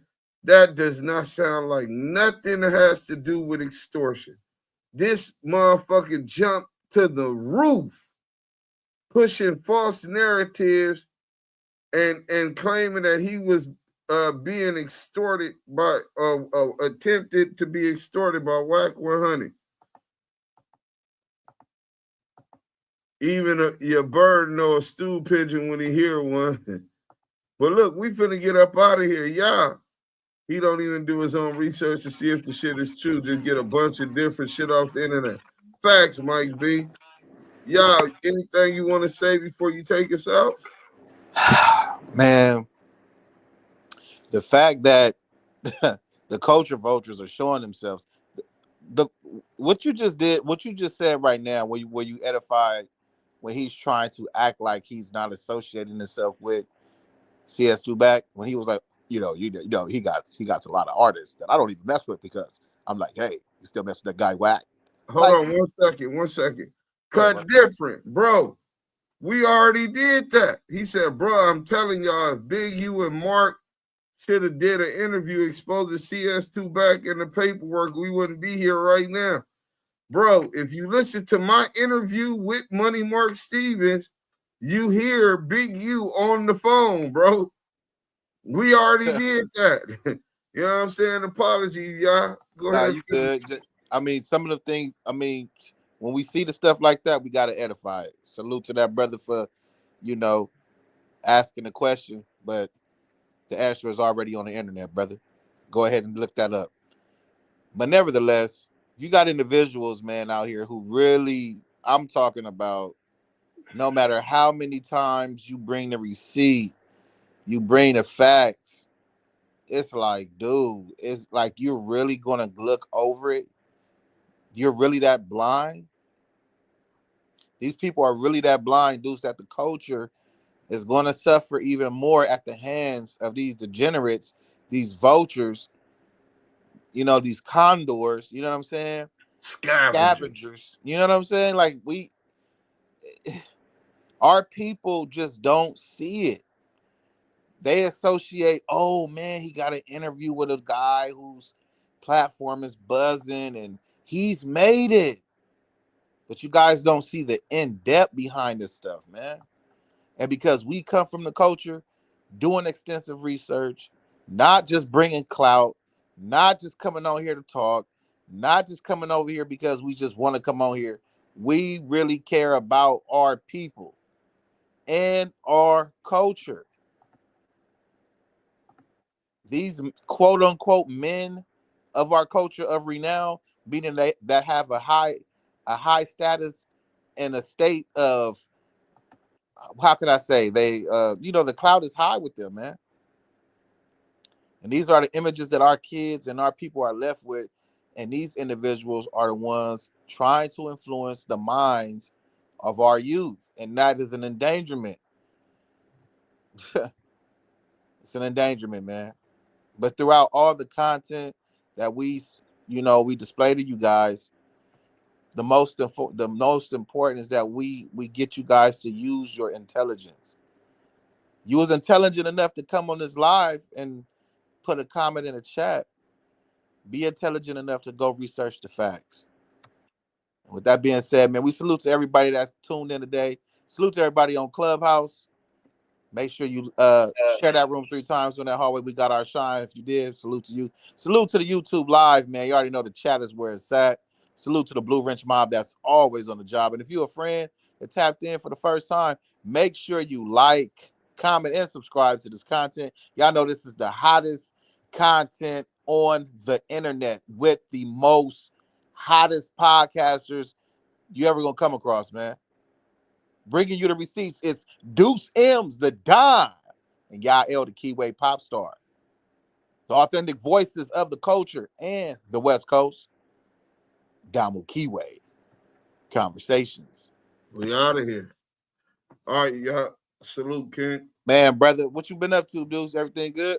Yeah, I had that oral surgery yesterday.